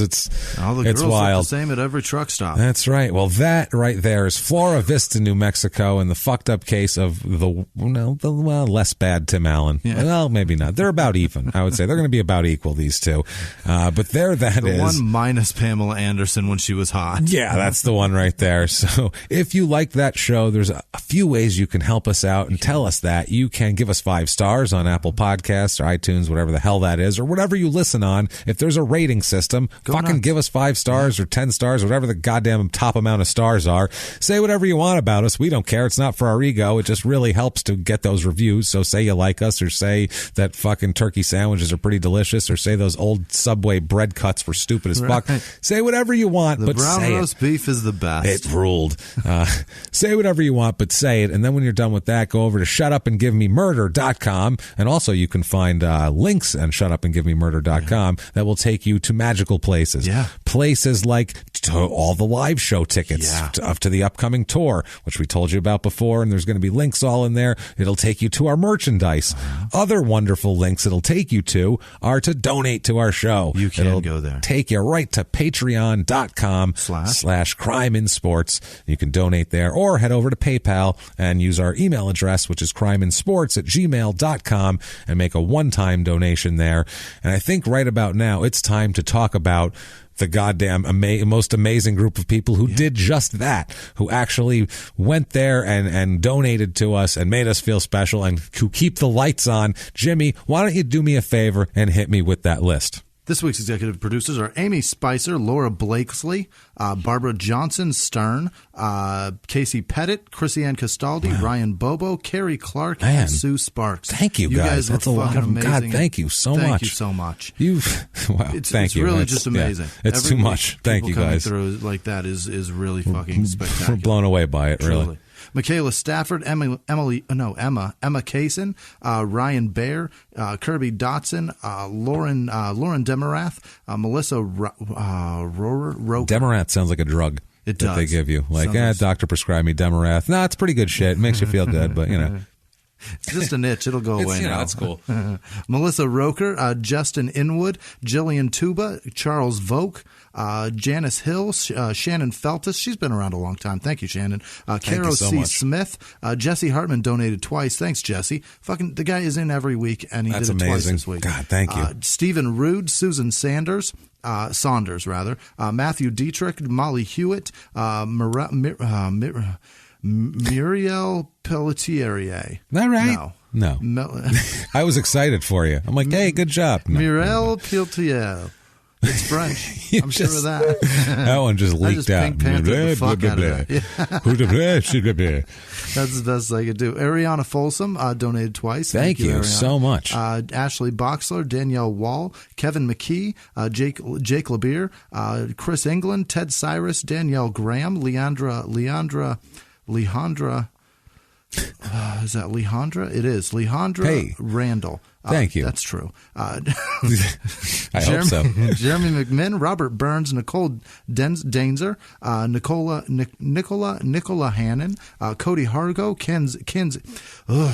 Kenzita Crenshaw. Yes. That's a cool name. I think so. Elizabeth Holzcamper. I think so. Elizabeth Holzcamper, Brian Toole, Courtney Cassidy, Jess Landgren.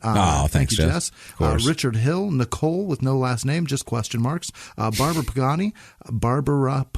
Well, she's been around a while too with us. Yeah, thank you, Barbara. I don't know why I can't say Barbara. That's a very easy name. Krista Fleischer, Taylor Page Jennings, Craig McGeechan, Zach Cornell, Mike McNamara, Jessica Manor, David Immel, Talon, Folk, F-O-C-K-E. It's for sure Folk, right? Yeah, F-O-C-K-E. That could be Fock. Could be Fock. You're going Fokker, like Meet the Parents. Did I say Fokker? You said Fokker. F-O-C-K-E. There's no R. Fock. I don't know. I think it's Fock. Hey, Fock. What are you doing, Focky? Get the fuck out of here. Margie Coonsey. She's been around a long time, Fuck too. yeah. She's Thanks, fantastic. Margie. You fucking rule. Karen Lambiasi, Summer Tweet, Jason Fuller. Jason, coming through. Jason, my man. Rachel Stora, Kath Leader, Marissa Oman Hughes, Kate Myers, Sherry Mather, James Fraker, Jessica Wood, Vanessa Fajardo, Fajardo? What? Fajardo? How do you spell it? Fajardo. I think it's Fajardo. Fajardo? It's Fajardo. So, I knew a kid named Fajardo in school with that That's last ridiculous. name. Yeah. Martina Kunkel. She donated twice. Thank you, Martina. Chris Davis, Jen Hardman, Kate Ives, Austin Weiser, Anthony Renaro, Antonio Garcia, Ricardo Basantes, Darian Long, Stephanie Ahern, Chris Voss, Christy Birch, Under the Sea Fabrics, thank you, Arthur Kazuba, Alexandria Rowland, Katie's, I don't know what that is. It's a restaurant maybe? It's Katie's with apostrophe S. Well, that's not it's a place. No, that's a place. That's or definitely something. She owns something, damn it. Yes, she does. There's ownership there. She owns that donation. Thank you, That's right, Katie. God damn it. Thank you. Jeremy Lemos, Rachel Gallagher, Zachary Mickabee. Zachary Mickabee. He donated twice also. Wow. Thank you, Well, Zach. thank you so much. Belinda Sanchez, Trini Martinez Jr., Sarah Huskins, I think. Huck Fins? Yes. Justin Miller, Brittany Neville, last home stretch. Jesus Rodriguez, Hillary Cooper, Meg Morrow, Stephen Gibson, Tabitha Staples. She's new. Thank you, Tabitha. Kelly Creighton, Willis Wood, Casey Moore, Gina Buchel. Yes. Ross Van Dam, Micaiah. Right? Micaiah. Yes. Micaiah Johannes, Nice. Reagan Fisher Byrne, Melissa Cole, Janice Hill, Angela Miller, Zoe Slingluff, Aaron Shett. Well, we love you. Aaron Sayer, Taylor Winslow, Michelle Rogers, Heather Avery, Thesis himself. I'm not sure what that is, but he's on Twitter. Yeah, he's cool. He's appreciate always you. tweeting at us. Yeah. Thanks, man. Damian Palmer, Brian Welch, M. Cho, Andrew Wilcox, Elisa, E-L-Y-S-S-A, Alyssa, Yeah. Corey Putz, Dick Blowen. You know what? I think somebody's fucking with me there. I think you're probably Pretty getting sure. picked on there. Dick Blowen. That's yeah. for sure getting fucked with. Zachary Randall, I think I said that. Michael Paul Gibson, Zach Watts, Stephen Butaro, Jacinta Edmonds. Yeah, we're teaching you silent J's today. Yeah. Between Fajardo and Shane Slocum, Yeah. which is brutal. Random Precision. It's better I'm than not sure what that is. Fastcom, I guess. Right. Bill Shazinski, Gretchen L. Jones, and Jason Michael Smith. You guys fucking come through every week. You are the and best. We appreciate you. Thank you so much. Honestly, we cannot do this without you. We would not be sitting in this studio right now. We would be trapped under somebody else's thumb. I was going to say their boot. It felt more like that. They're trapped under their boot and being told what to do and to let old ladies do things that are less important than us in the space we are in and all sorts of crazy shit. Yeah. But we're all free of that because of you guys. Thank you so much. And they're always super important to us. Yeah. So thank you so much. And what if one of these people wanted to tell you how important you are, Jimmy? You How can could tell they do me that? anything you'd like to say at Whisman Sucks, WHISMAN Sucks on Twitter, Instagram, and Snapchat. I like hearing everything from you guys. It's pretty fucking amazing to find out how you guys found us, where you found us, why you listen, what you enjoy about the shows, and we really appreciate that. What about you? We dig it a lot. You can find me at Jimmy P is funny. find it there. Look around, Twitter and all that shit. It's on there. Or you can just copy and paste my last name from the show description, and there's that. So do that because it's long and you'll fuck it up anyway. Right. And thank you for hanging in there. Me feeling like shit, and I hope it wasn't too shitty for you, but I think we came through. Jimmy picked up some slack there, and we did it up. And thank you guys so much for hanging with us through this incredible journey. We'll be back next week. Get those damn live show tickets, please. Let's go. We'll be back as always. And until next week, everybody, it's been our pleasure. Bye.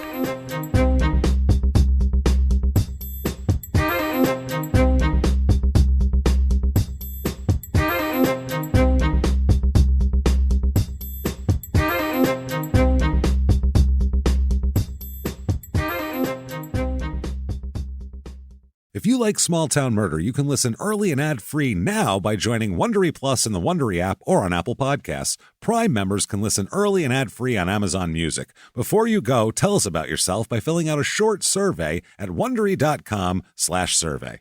In the 1980s, a rosé swept the country. Hey, Mike, I really like this White Zinfandel. Well, good. Now put it down. I'm going to try another one. White Zin became America's top-selling wine. But most don't know that this sweet drink has a sour history.